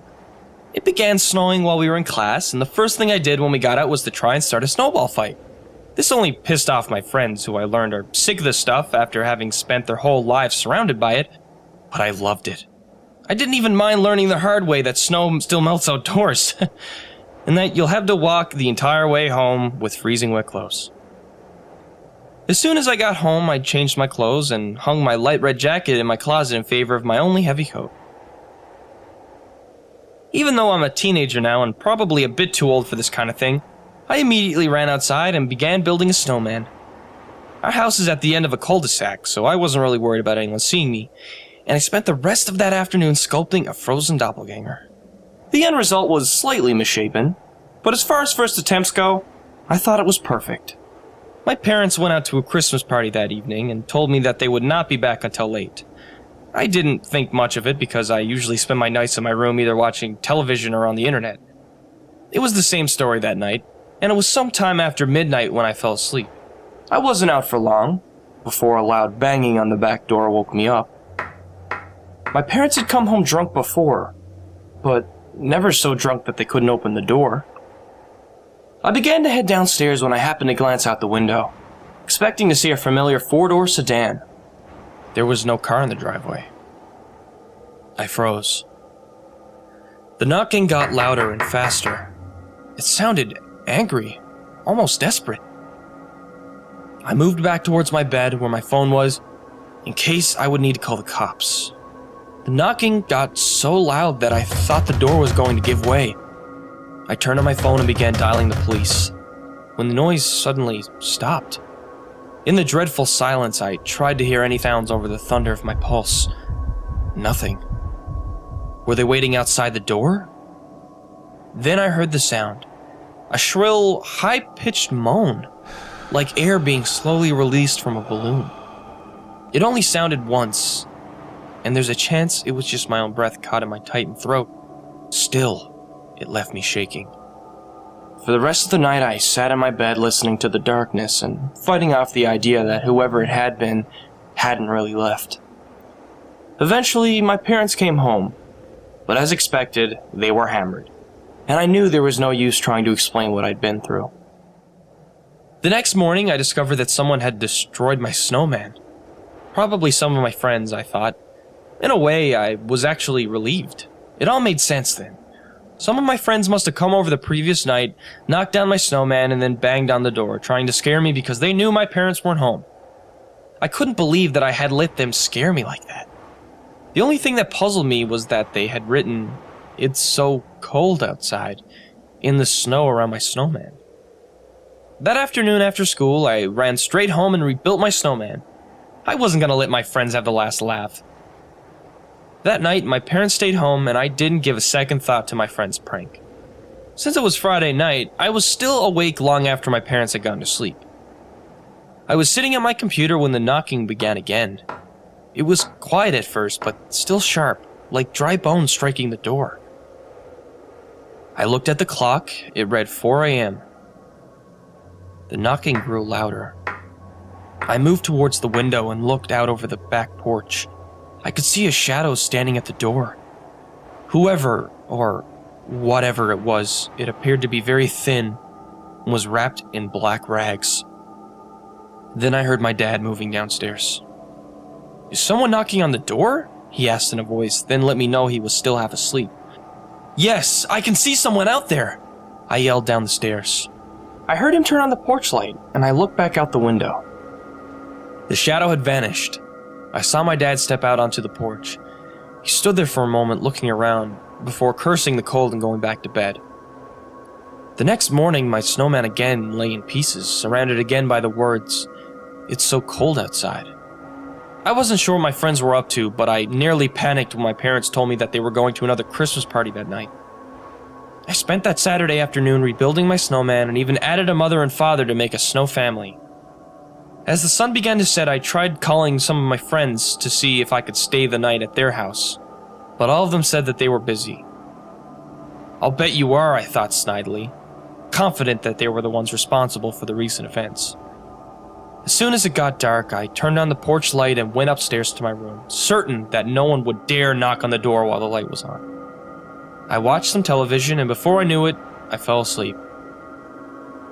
I was woken sometime later by the sound of heavy breathing. In the darkness of my room, it took me several seconds to realize that the breaths were my own. I inhaled deeply, trying to calm the anxiety that threatened to become panic any minute, but my pulse continued to race wildly. My eyes then began to adjust to the darkness. My room appeared to be empty, but I felt something, a presence weighing down on me. I knew that the television remote was beside my bed, but I also knew that if I moved even a single muscle, it would alert whatever was in my room that I was awake. I remained frozen. Even though I couldn't see a thing, I knew that something was moving, shifting in the darkness. I felt faint, as if I was about to pass out from the terror, my heart palpitating, threatening to stop altogether. As my head began to spin from the lack of oxygen being carried to it, I felt a blast of frigid air at my feet. The sensation crept slowly up my paralyzed body, the cold spreading from my legs to my chest, then to my constricted throat. It paused there, and suddenly I felt as though I was choking. It was too much. I don't know if it was my heart or my brain that gave out first, but in that final moment of terror, I slipped into unconsciousness. The sun was shining when I awoke the next morning, with a terrible headache. My temples throbbed as I made my way to the bathroom and then down to the kitchen. My parents were eating breakfast and looking slightly hungover. Everything appeared to be perfectly normal. I looked out the front window to see if my snow family had survived the night. The mother and father were missing, apparently dragged to the base of my front steps. For what reason, I had no idea. They had disappeared completely. I was about to call my friends and tell them to knock it off, that the joke had gone on long enough, when my eye caught sight of my original snowman, still in its original position, yet draped in something red. No, I thought, it couldn't be. I ran barefoot in my pajamas through the thick snow. I stopped at the base of my snowman and stared, aghast. I hardly felt the knife-like bite of the sub-zero temperatures against my skin as I struggled to make sense of the implications. The snowman was wearing my light red jacket, the same one I'd hung in my closet the day it first snowed. Anxiety hit me like a wave then, and everything afterwards was a blur. But I remember looking down long enough to make out the new messages that had been written in the snow, and I will never forget the crescendo of police car sirens, or the sound of my parents' muffled screams, as whatever came into my house flayed them, leaving what was left of them floating in pools of water and blood beneath the breakfast table. I remember I stared at the messages for what felt like hours, though it was probably just a few seconds. The first said, "We're still cold." The second, "You look so warm."